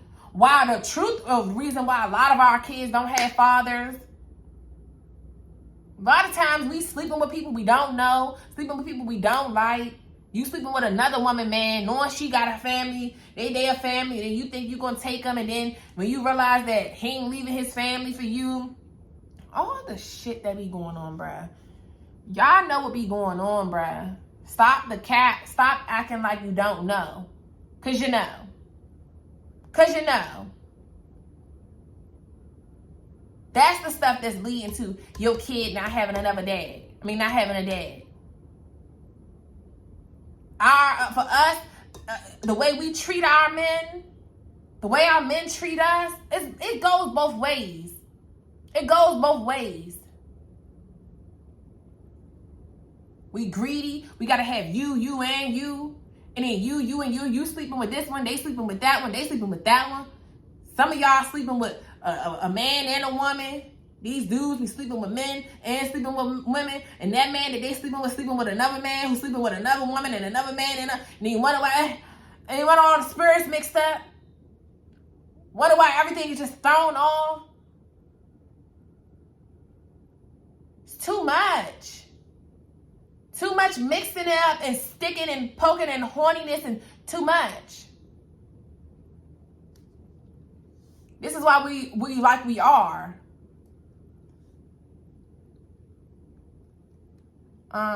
Child. Let me finish the article. This video gonna be long. So it says, certainly black people have a short list of studies on white people, most of which use white studies on white people, and few of which are significantly read by black people. But it's very similar to the lab rats boldly writing books on their white researchers. Are they truly studying or reiterating? And when they publish with the researchers, is that not more study information for them? Now that black people are studied by whites, it's undeniable. If you want to learn a fact about black people, the quickest means is unfortunately going to whites. Which is why them Chinese folk come over here and go right to them, because they know. What's more, white people are all very quick on black facts and statistics. Much more so than black people are of white facts and statistics. However, while white people study black people isn't self-evident, I won't waste much time on conjecture. Some will say for sexual accessibility, to financially exploit, to kill us off, to study themselves because one race can be on top, because only one race can be on top. All of the above or none of the above, who knows? The truth is that black people are in different labs than that white people constructed. Whether you are in the hood, the prison, the suburbs, the gated community, or the white neighborhood. And white people collectively put you there for collective study. What for? Only whites know. What more important is for blacks to acquaint themselves with the research and even more so the smartest solutions out of this predicament. For instance, because they are, whether you in the suburbs, wherever you are, they're still studying you. Because they want to see how long you're going to last. They want to see, first of all, how did you get here? What are you doing? Because they want to be able to taint you. How can we knock these folk back out? Because they don't really want us in their communities. Unless they're the ones who actually like to mate with us and they don't mind diversity and all of that. So it says, for instance, it's self-evident that if social decay is a result of a lack of space, the solution to the black problem is immigration. In other words, if the excess rats left the laboratory, the remaining society would have thrived. However, in the rat situation and the black situation, the whites limited his subjects' individual mobility. The classic example is that black people wish to move out of the hood all the time, but those who are successful in that transition often find themselves priced out of their destination and returning poorer than ever. Why? Because whether you are in the hood or in the suburbs, you are part of the experiment. And if, for instance, the researchers in the suburbs want you to go back in the hood, he only needs to make one call and you're back in room 14. Am I lying? We know that this is an issue. They price us out. You know, and the fact that we don't have two-parent households, we don't have two-income households, or then we have, they purposely pay our men less than the women, and then it makes an issue for the women, you know, and it makes an issue for the men too, because sometimes they become jealous of the women for making more. They do everything that they do with how we get paid, even when you're working in corporate and when you work, it's strategic. The black man is the biggest threat to society. This is why they want to keep him down in any way, shape, or form. Even if you're trying to do something with yourself, we're going to pay you less. We're going to make you work harder, but pay you less. We're going to critique you. If you got dreads, we're going to say something about them. You got to keep a certain image. It's a lot for them. This is why I say, as a black man, you better off starting your own businesses. We, as each other, we make other people rich. The Chinese are rich off of us. So we can surely make the Chinese rich. Because they target markets aren't the white people. You don't see them. When you go out to these white areas, it's hard as hell to find a beauty supply store out there. A real one, not Sally's, but a real one, the Asian kind. Why? Because they know where their money comes from. Us. We the ones do all of this. Do all the hair, different hairstyles every 3 days, every week, every 2. We're the ones. If we can surely make them rich, we can make one another rich. But we so busy mad and jealous at one another for accomplishing certain things. And then we don't like to listen. We don't want to learn. We don't want to put the work in. Because you got some people that will teach you and tell you. And all you're doing is making excuses. And because you think it's supposed to come easy. Because it looked easy for them. It seemed like they just shot up and rose up to the top overnight. So now when they put you on game to what they did, now you're like, this ain't working. And this is taking too long. Because you want to take the elevator, not the stairs to success. Nah, Pooh, that ain't how that works. Some of us self-sabotage all the time because we run our yappers too much. Make excuses. Have a negative mindset. This is why you got to change your mind first. You got to change your mind before you can change your life. You got to change the way you think about stuff. The way you perceive things. The way you observe things. You got to change your mind. You got to grow an open mindset. A lot of people got closed mindsets. You got to have faith, which is the one reason why we suffer right now, because God said we don't have real faith. Just because you go to the church and talk about God and talk about all this mess, talk about you a Christian, that's a whole, we're going to be getting into it though. We're going to be getting into it. Having true faith means really believing in the unseen, believing things that you can't see, and doing it, moving, acting, taking those risks. The same way you take a risk by sleeping with this clown that you don't know and having him birthing his babies and having his baby. The same way we take these sexual risks with these clowns out here, whether you with the clown men or the clown women, with all the clown shoes, the clown noses running around. We take those risks to get freaky, to have a little feel-good time, to have some fun. You take the risk to go out here and drive drunk and do all of this stuff. Those risks. The same way we take those risks. You take the risk of going up in another woman's house when you know it's a woman that lived there. You take the risk going up there, sleeping with her man and all this. Those type of risks. Same with the men. Them risks that y'all take. Willing to smoke your own homeboy. Willing to backdoor your own homeboy. Willing to stand outside and sell some drugs. Risk your life and risk your freedom to make pennies. The same risk taking that you can do for that. The same way you have faith in that. That's the faith you need to be having in God. That's the same way you need to take the risk. And when God telling you to do something, you need to have that same type of faith that you have in all that other BS. Have that faith in God. Have that faith in moving when he tell you to go. Have that kind of faith in that. Because we can make each other rich. We can have our own thriving Black communities like we once used to have if we support one another. Because everybody can't do everything.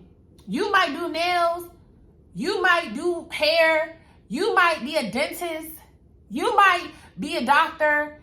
Different type of doctors. You might be a surgeon. You might know how to build this. You might know how to lay the carpet. You might know how to do shelving. You might know how to put up TVs. You might know how to paint. You might know how to mow grass. You might know how to do technology. You might know how to build me an app for my website. I want to sell nails, but you might know how to build me a website to sell my nails. You might know how to teach. You might know.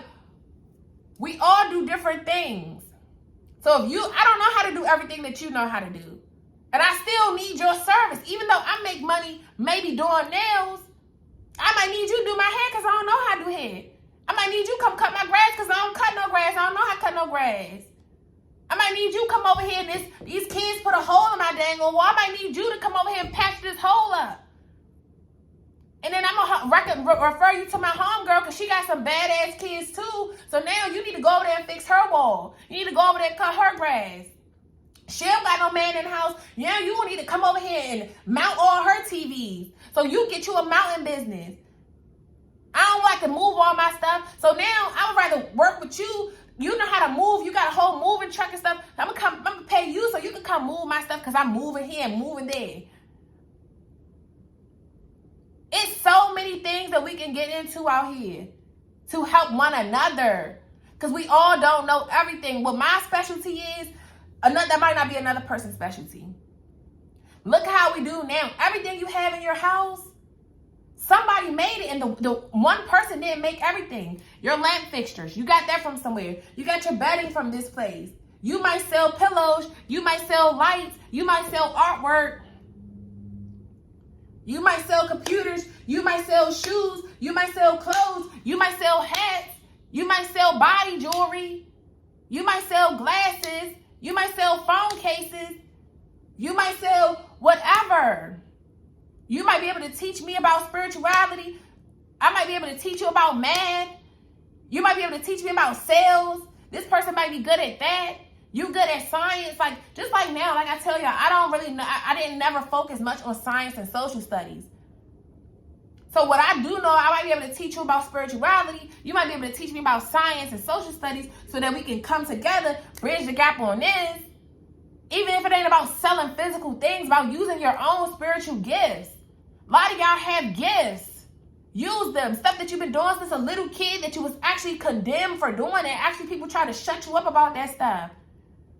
I always had this wanting to teach. I used to teach my imaginary classroom. Like, my mom and them already, my mom had bought me a chalkboard. I used to take that chalkboard everywhere, take that chalkboard to my dad's house when I would go to my dad's house. On those times, I would go to his house. Right.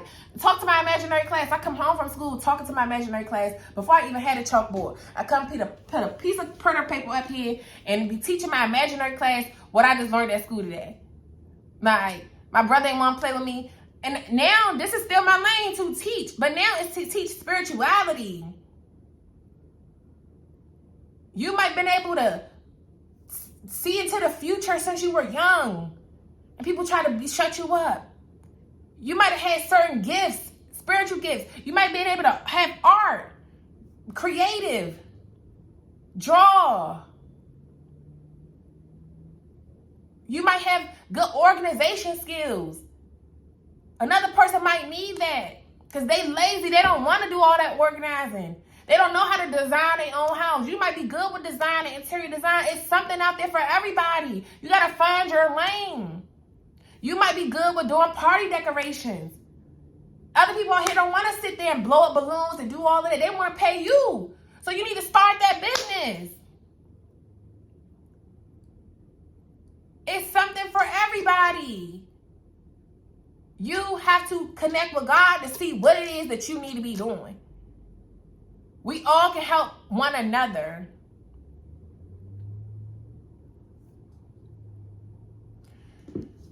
It ain't no reason for us to hate on each other, and it ain't no reason for us to make everybody else rich. The same way we making them Chinese folk rich, we could be making our own self rich. Some of the girls do the nails.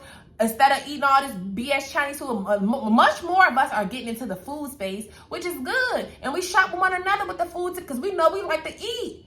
And we know our people know how to feed us what we like to eat.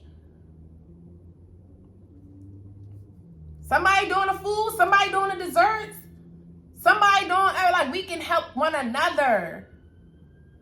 We can help one another so that we don't even have to deal with the scrutiny and the judgment from these other people, these other nations. So they can't keep blackballing us. Start our own teams.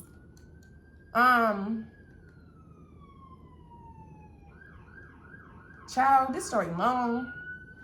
This video already long. But let's keep it going. Let's keep it going. Y'all might have to pause and come back, but we're going to keep this thing going. All right. Because I still wanted to play that other video for y'all at the end of this, but we might not.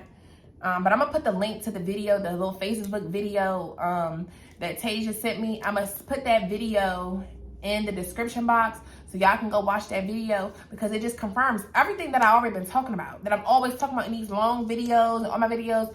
It's the same thing that I be saying. He kind of just like put it all into 9 minutes, but it's talking about how these people, what they did to us, their judgment day is coming too, with the fall of America. This is why they moving around this stuff. They know, but we too, we're in this predicament because of our lack there of faith and our idol worshiping other gods. It comes from us not putting God first, and he chose us as a people. This is where it comes from. This is the why. The why it was done. The why.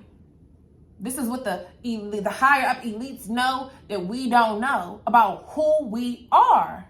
Why we are the most hated. That's the question that led me into this very purpose. Because I didn't understand, what did we ever do to people? We had the least amount of things.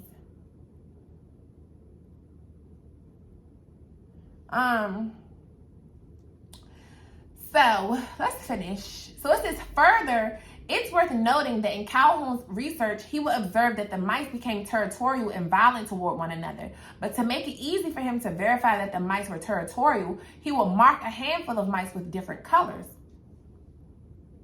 Another scientist then commented that despite how mice are colorblind, he may have created the territories by assigning different colors, in which Calhoun noted that it was possible, especially since the mice could possibly smell the difference between the marks.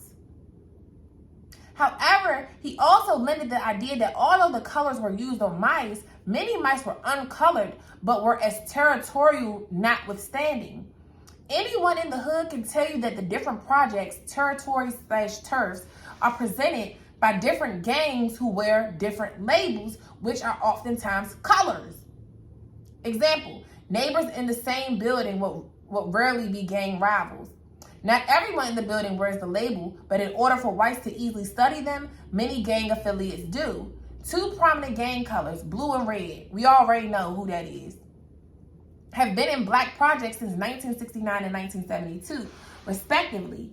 Very shortly after the 1968 Housing Act and for nearly 50 years, and the flag bandanas that gangs associate with are manufactured and distributed by, you guessed it, white people, the researchers. We don't create a damn thing. We ain't creating that stuff. Everything. It's easily said, not so easily done, that black people should dissociate entirely from territorialism. Dissociate from it. It's that spirit of control. Because when you can't control your own self and you couldn't control what happened to you when you was them little kids, you couldn't control then, you adapt the spirit of control. Because now you feel like you bigger now. You're not letting nobody just control you and take over you no more and do that stuff to you that they once used to do. But meanwhile, you still getting manipulated. They might not be beating you no more. They not be taking your innocence and stuff no more, but they still manipulating you. They still got control over this. The world has the top people, these elites, they got mind control over everybody, not just us, over everybody. This is why we have modern day slavery. The mind. They got your mind. Because if they can control your mind, the body will follow. They ain't got to have control over. They ain't got to literally beat you no more like they did back in the slavery and all that. They ain't got to do that. Take this. Pollute this by what's going into your gates. By your environment. It's going to tamper this. It's going to tamper this. And once this, all you got to get is a person's mind. Everything else going to follow. Why y'all think men are master manipulators with the women? Highly educated women. We still able to get master manipulated by men who have nothing, not even the same education as you, that wear the same dang on boxers every day. Still able to master manipulate you because it's about mind control. They tell you what you want to hear. They do temporary things that make you feel good to get you. Come on now. Mind control is everything. The power of the mind is not a joke. So it says, however, it behooves us to condemn without understanding. In the mice situation, the limit of space also meant the limit of roles. In human terms, the limit of space also means the limit of employment. As in, without predators or diseases, the mice lived longer lives and occupied their social roles longer than nature would permit. A lot of younger mice would reach the age for social roles and be without any. One impact of this was to destroy the mice's mating, just the same as an unemployed black man isn't as attractive to a black woman as a gainfully employed black man, or by design, often and unfortunately, a well-to-do white man. That's what I was just talking about. That's what I was just saying.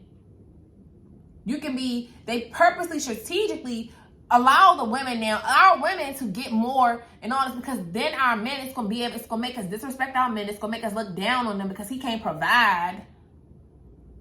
They purposely pay them less. They purposely won't let them get ahead. And then meanwhile, you got us starting businesses, starting side houses. We doing hair. We doing all type of things to make that money.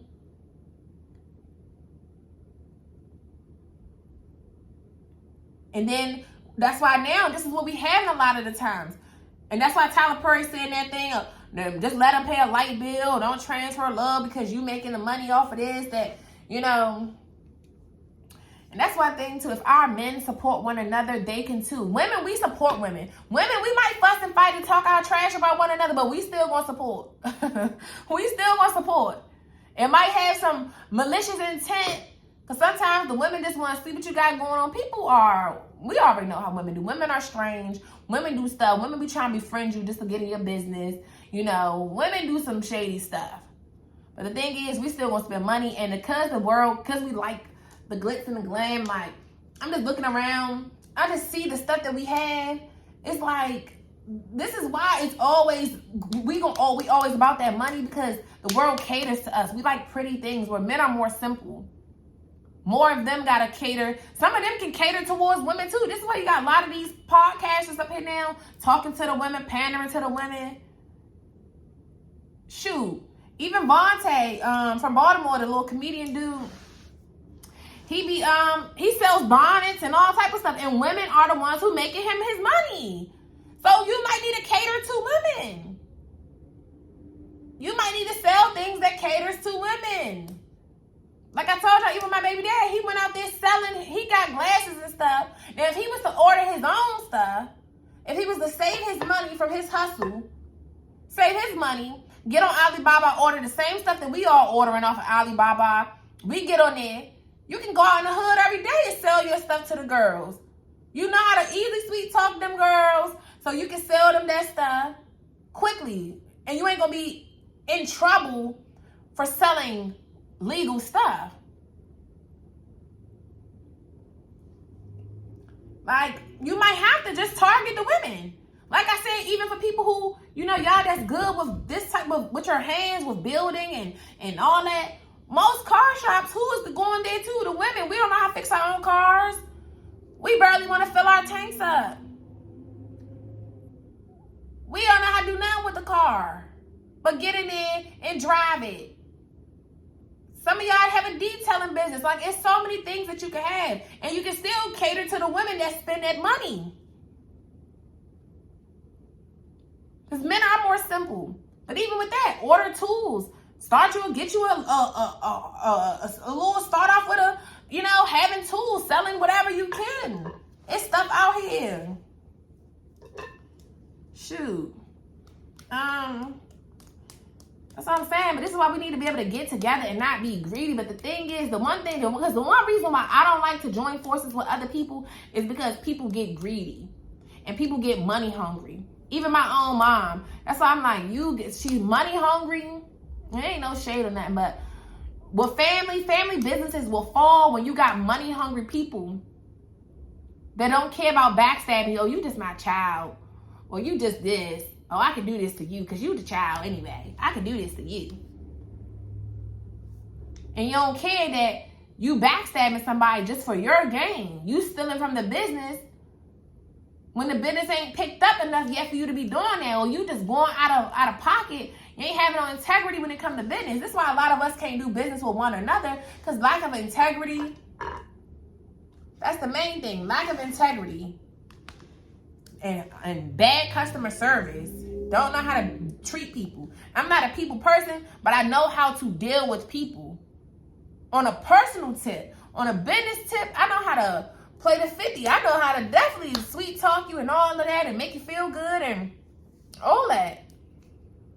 Like, that's them customer service skills.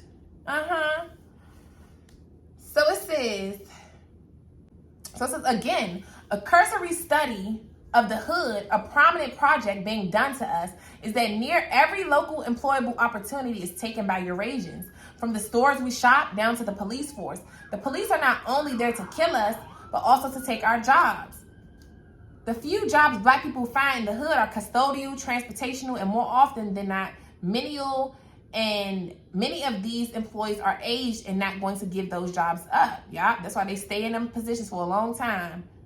So you have countless young black people without employment, yet under normal circumstances, it would not be horrible. For instance, a hiring factory where a nearby hood employment would be solved. Note to reader, build a black factory, computers, phones, cars, soap, hair products, frozen foods. Or if plentiful arable land was nearby, hood employment would be solved. But there are no hiring factories and not enough arable land near hoods. This is by design. Yeah. They don't put nothing in the hood because it is by design. So you can be out in the streets and kill each other off and steal from each other so you can self-destruct as a community. Sell drugs to your own people, deplete them. You get possibly locked up for it. But the one who is getting the money, go get him out of here. Like, rob each other. This is what it's for. So the ones who is getting it, the other ones who not getting as much, they can go rob you, take you. Now you just destructing. We're destructing amongst ourselves. But this is why they didn't put a lot of Amazons. Like, a lot of people working for Amazon now. But like I said, no to read, to build a black factory. We need to. This is why somebody gotta stay in school. Somebody gotta be a nerd. Everybody don't want to be a nerd because everybody want to fit in. You don't want to seem like, you don't want to be around. Man, be the nerd. Be the nerd. Because it's going to take for the nerd to build our own computer systems, our own internet websites. We need more nerds. We need black nerds. We need black ones that are good with the coding and know how to build a website and do nothing but want to build websites. And but know how to build computers from scratch so that we can sell to our own people. If you're the one nerd that knows how to master technology, you eat for life. You eat for life. Because now you can promote to your black people. You can open your black factories, sell your computers, get your systems in place, because everything is off of a system. Amazon whole operation is because the computer technology. He is able to be a billionaire because of technology. It's all a computer system. That's why if the system dies, many businesses will fail. When the power grid goes down, many businesses will fail because they run off of electronics, off of computer systems. The way they're able to get you your stuff so fast is because the computer, the robots that they use to bring the pods around to the station, the conveyor belts, that's the keys to their business. The little robots that bring the computers around, they got the little QR codes. Once again, technology, coding. It goes to that the barcodes on the pods. I worked in it and worked with their Kiva machines. So I say, God will put you in certain jobs just for you to get the experience and to get the knowledge from that job. And now you take it. The best way to know something is to work in it and see what they do. Same way they study us, study what they do. So I'm saying, man, that's what you do. That's the same thing that we used to do. Like, I noticed, I say everything is run off of these systems. The conveyor belts, a system is all you really need. And then, of course, they have the people, and they rotate them people in and out like clockwork. Amazon be like a big old high school. But this is by design. Ain't enough jobs. Ain't enough places. People don't have enough transportation to even get out. And most people are lazy. Like, they not trying to take all these buses and trains, and you ain't got cars, and you ain't got no license, and you ain't got this stuff. You can't get a license because either you're lazy, you don't want to get the license, or maybe you don't know how to read and comprehend to take the test to get the license. You know, that's why I say get tutors. Or they have ability where they can read you the test, and then, like, you gotta figure out a way. But there's a way. There's a way. I remember I used to catch 2-3 buses just to get, when I was living in Baltimore, and I was living in Morgan, and I was going out security. So I'm going from east to west. I used to catch 2-3 buses just to get over there and go to work until I got the close little job up the street from where I was staying at the hair salon. I was always able to get a hair salon job because I was a shampoo girl. Knew how to do the shampoo and stuff. All that. You know, but it is. And sometimes people don't want to go that far out. And a lot of these factories, they are out there in the lane, like where you need to be able to drive to. You know, so it's a lot of things that do cripple us, but there's a way. You need to figure out how. It should never be, I can't. I don't know how. I don't have this. No, it need to be like, what can I do to do this? How can I put myself in this position to do this? What can I do with what I have? Having a bunch of kids is no excuse. That's why a lot of people making money off of social media now, because that's something you can do with your kids. That's something you can do with your kids. So it says, further, the researchers decided to test what impact they can have on Black people if they offer Black people employment as drug dealers and gave them guns, movies, music videos, and comic books, which reflected how to effectively make a living violently drug dealing. Like Baby Boy, that's, now that I'm older, that's the one movie, Players Club, all that stuff. We never need to be consuming that BS. Because now, what is it? It's a lot of baby boys out here watching that movie. And I say, this is a bunch of Jody and Yvette's running around here right now.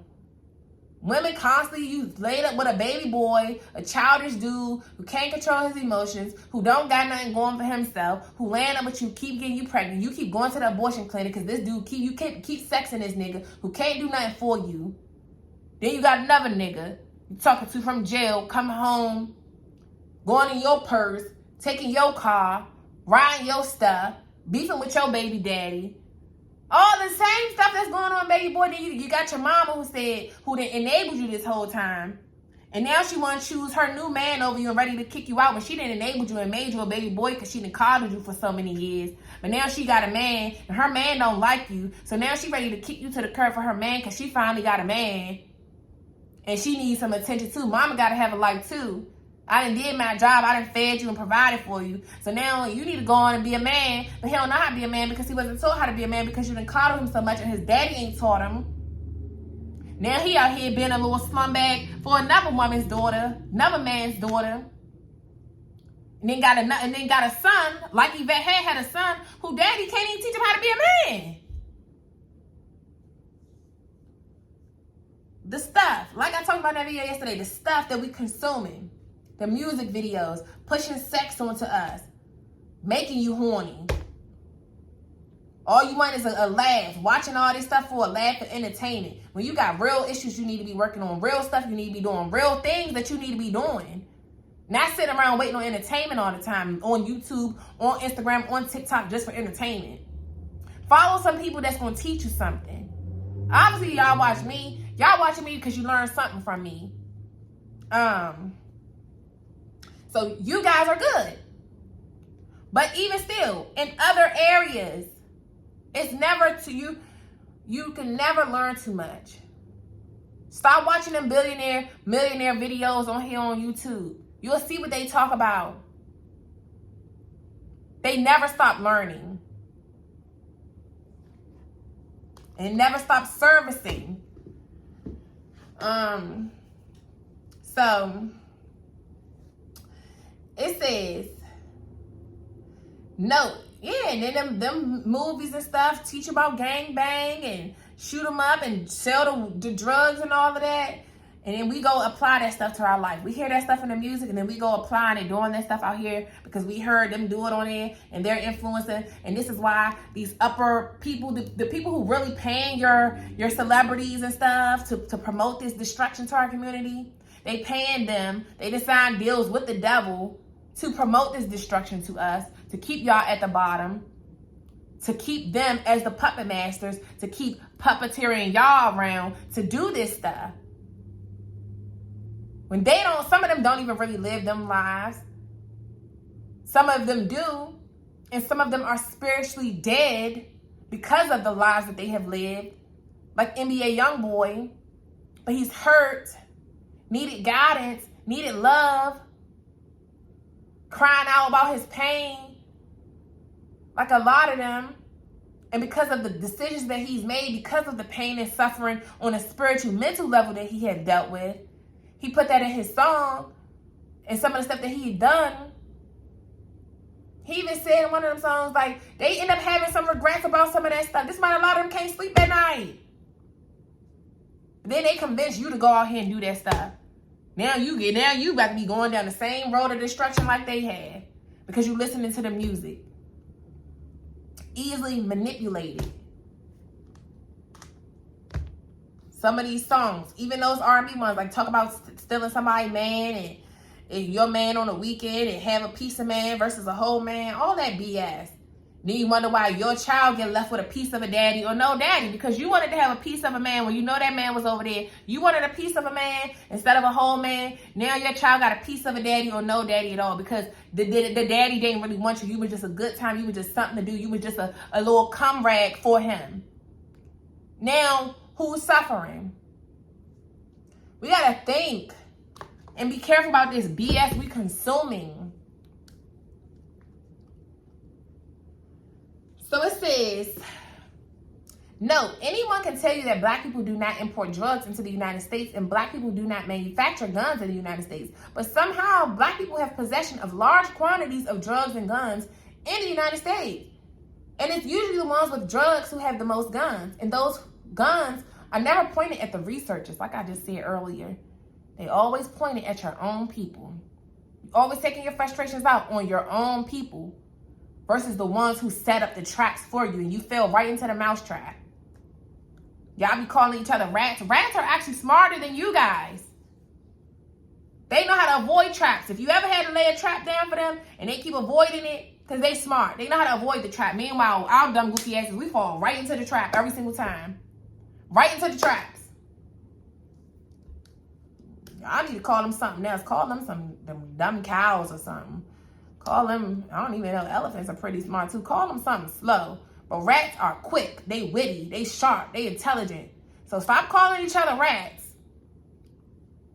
Just because they snitch. Rats move quickly, move in silence. Y'all loud. Even these fake gangbangers, y'all be loud on the internet, talking about what you did, talk about it in music. How you convict yourself? Even Lucci. That's why I say a crash dummy.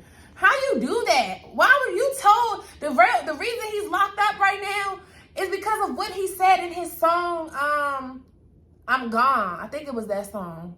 Because now when I be listening to it, I be like, this is what he got locked up for. Talking about some kick him out the car. Like they really be rapping their crimes in the song like a goofy.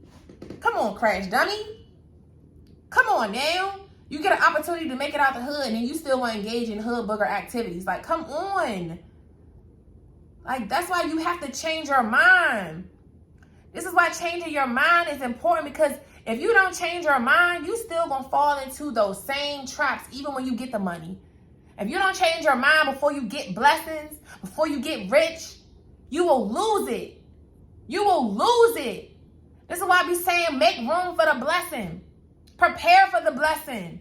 Get the education you need to maintain the blessing so that you don't fumble the blessing when you get it, because you ain't changed your mind. You ain't changed your perception. You get $1 million right now, you will be broke in 6 months because all you're going to do is go splurging on some BS. The white people don't do that. They ain't trying to dress it up and look good. They're not trying to dress up, buy new outfits every funeral, every time you go to Disney, every birthday you got to buy Burberry, Louis Vuitton, buy all this expensive stuff to sit around, chill around the neighborhood. They're not doing that. They're not getting a come-ups and going to do their stuff to make it look good to everybody else. They're going to buy assets that's going to produce a cash flow so they can always eat. They're going to go buy up your neighborhood so that you can pay them rent so that they can take their vacations for their families. Because you're going to be paying for their vacations and their nice luxury cars because you got to pay them rent because you don't own it. They own it. And now you got to pay them rent. And they can charge you however much they want. And they can increase the price when they want because you need housing. So you're going to do whatever you have to do to make sure you can pay this.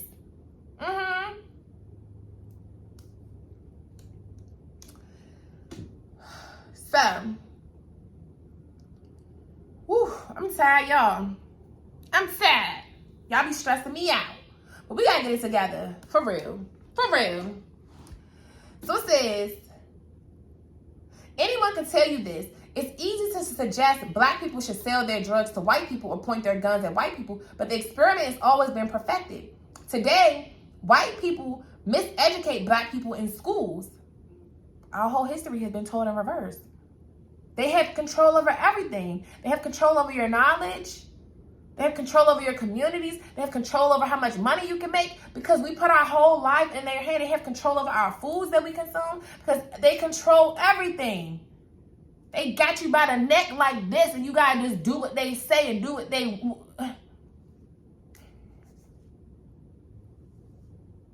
Got you in a wedgie, holding you up by your... Y'all know you hold them kids up with a wedgie. My brother used to do that to me. Like, they got you right, panties in a bunch, right up your ass, holding you like this. You gotta do what I say. I say jump, you gotta say how high. It says, they know in fact that most black people only have an 8th grade education to this day.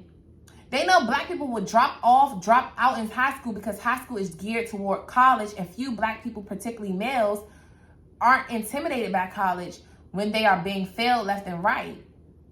They designed it and we are the lab rats, falling hook, line, and sinker. In fact, white people know that this article I'm writing is above the 8th grade level. It says, white people, in fact, know that this article I am writing is above the 8th grade level, so he knows many black people would not only pass up reading it, but will also be unable to grasp fully what is being written. The cracker is laughing. He designed his system to have minimal flaws. This is why I said I'm going to read it to you. And many might not even make it to the end of this video because of the attention span. Many people ain't gonna watch this stuff because they worried about what's entertaining online. But whenever y'all finally get it right, you're gonna come back and this video gonna always be here for you to listen to. Sit down and listen to it with your whole dang on family, at the family reunion, at the cookout. Listen to it. Learn something. He said, in fact, they know that this article is above the 8th grade level, so many people won't read it. And even if they read it, what do I always say? Even if we can read, we can't comprehend. We don't have, we don't think outside the box. We so narrow-minded. This is why I say I can't talk to a lot of people, bro. This is why I just stay to myself and be in here talking to God, talking to myself, watching myself on here. Because I can't talk to a lot of people. Like, my level of perception, I just see things outside the scope of things. Like, even down to this religious stuff. Wait till we really get into everything. Everybody say the same thing. Even when it comes, that's why I say, man, wait till I get in there to see how it's just so,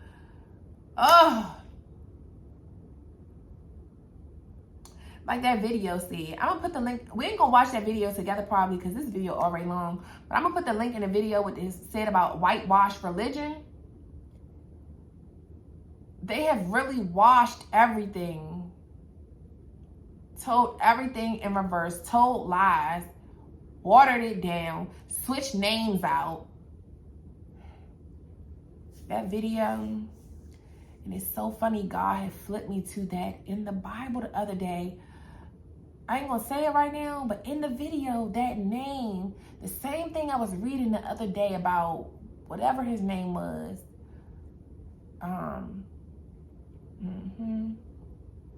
And I saw that in that video. That's what I'm saying. God won't always confirm things. But for this big one, I'm just waiting to, I need God to really, I know we gonna really, let's continue this before I'm running out of space. So it says, so what in the world can you do? I personally organized a handful of brothers and sisters to go into the hoods where our population is most dense and endeavor to radicalize the Black population there, whether it's making them cognizant of the experiments, informing them on how to organize economically, or giving them self-knowledge above and beyond the 8th grade. That is what I do aside from these writings. Wow, that's what I want to do too. Like, my whole target is the hoods. Like, that's my target area. Like, and it's resisted by Black people. It's thankless work. It is. Damn, people don't want to hear this stuff. People are so mentally corrupt. People are so asleep, so zombified, so degenerate that this stuff sounds foreign. I will sound like the crazy one. He sounds like the crazy one because their level of perception, they don't get it. They so asleep. They spiritual eyes are not open. They third eye ain't open. They don't have the ability to even receive the information and understand it. Because it's not what the norm is. Let me finish reading this. It says, I'm even resisted by the Black men and women I organize. Only a handful are 100% committed. So the white man sees yours truly, Antichrist Kumat, petitioning certain communities, and he's laughing. Like me. That's why they probably be sitting back laughing at me. Like, you keep talking to these people, and they ain't even gonna get it. All this other drama out here, get the views, get the attention. People ain't gonna listen to this stuff. But I'm gonna keep on. It's gonna be out here. And that way, when people see you climbing and climbing, and you wonder how and wonder why, and all of the information is out here. Don't say the information was never there. Don't say this is a audible book right here, whatever they want to call it. This is me reading it to you. This is why I get on here and do my videos, because God gave me the ability to do this. That's why I'm going to be the translator. I'm going to break it down. This is why I talk how I talk still. I'm not trying to talk proper and all of that stuff. I know how to talk proper, but I'm not going to. For my, that's not how I talk on a normal. And I know my people need to understand it in lane. They need to understand it how we understand stuff. So how have I got to break it down in the most ratchetest, ghettoest way, or whatever I got to do it for you to get it? That's what I'm going to do so you can get it. Because I know for me too, some stuff I understand it from another point of view than all of that high spoken words and all of that stuff. We got 8th grade reading levels up here. So we depending on who you talking to, they not going to receive it if you so, you know, colloquial and all of this stuff, like using these type of terms. We got to understand it in the layman's terms. We got to relate it to the movies and stuff that you do know about.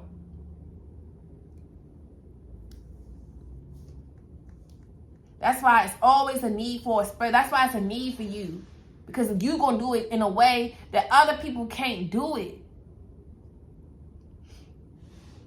That's why I say I'm not for everybody. If you one of those proper, prim type of spiritual leaders, then that's good for you. That ain't for me. I'm a little ratchet with it. And I need to be. Because the people I'm trying to talk to, they're a little lot of ratchet with it too. So it says, so the white man sees yours truly petitioning certain members of the communities, and he's laughing. The cracker even nods at me. He looks at me and says, without saying the N-word, you know, without saying that word, why are you wasting your time on those other inners? Them nakers. On them other nakers. I heard a girl say that instead of saying the word. So, them other nakers. Why are you wasting your time on those other nakers? But personally, I'm just not with abetting the cracker's agenda. And it's upon black readers and leaders to take the same stance. This white man misorganized black communities to be self-destructive. Countless black people, like the lab rats, are turned against themselves while ignoring the impact that the researchers are having. You'll have your crowd of black women saying, black men ain't it. Or black men saying, black women ain't it. Or black people keeping white secrets, particularly sex secrets. You know who you are. What I was just talking about in them videos. Ooh, see, I'm even reading this again from the last time I read it. And I don't remember, you know, but I'm saying once again too. It's just crazy how I've been prolonging doing this video, but I needed to so I can do that other video about these sex secrets first, and then now we touch on this. That's why these videos gonna be out here. So it says, you know who you are. Read Pieces of a Puzzle, the one thing black females will not talk about by Renethia Tate. Yeah, I'm talking about it. I'm talking about everything. I don't care who mad, who don't like it, who get offended. I'm talking about it. Take it up with God. Any issues, questions, comments, concerns that you have about me, take it to the Most High, the Creator, the one who chose me and who told me to do this. That's who you take your questions, comments, and concerns to. Don't bring it to me because I don't care. Because I'm going to keep on coming with that heat. I'm going to keep coming, dropping them back. Now I don't play fair. What my man Doss say? Now I don't play fair. We pull up back to back.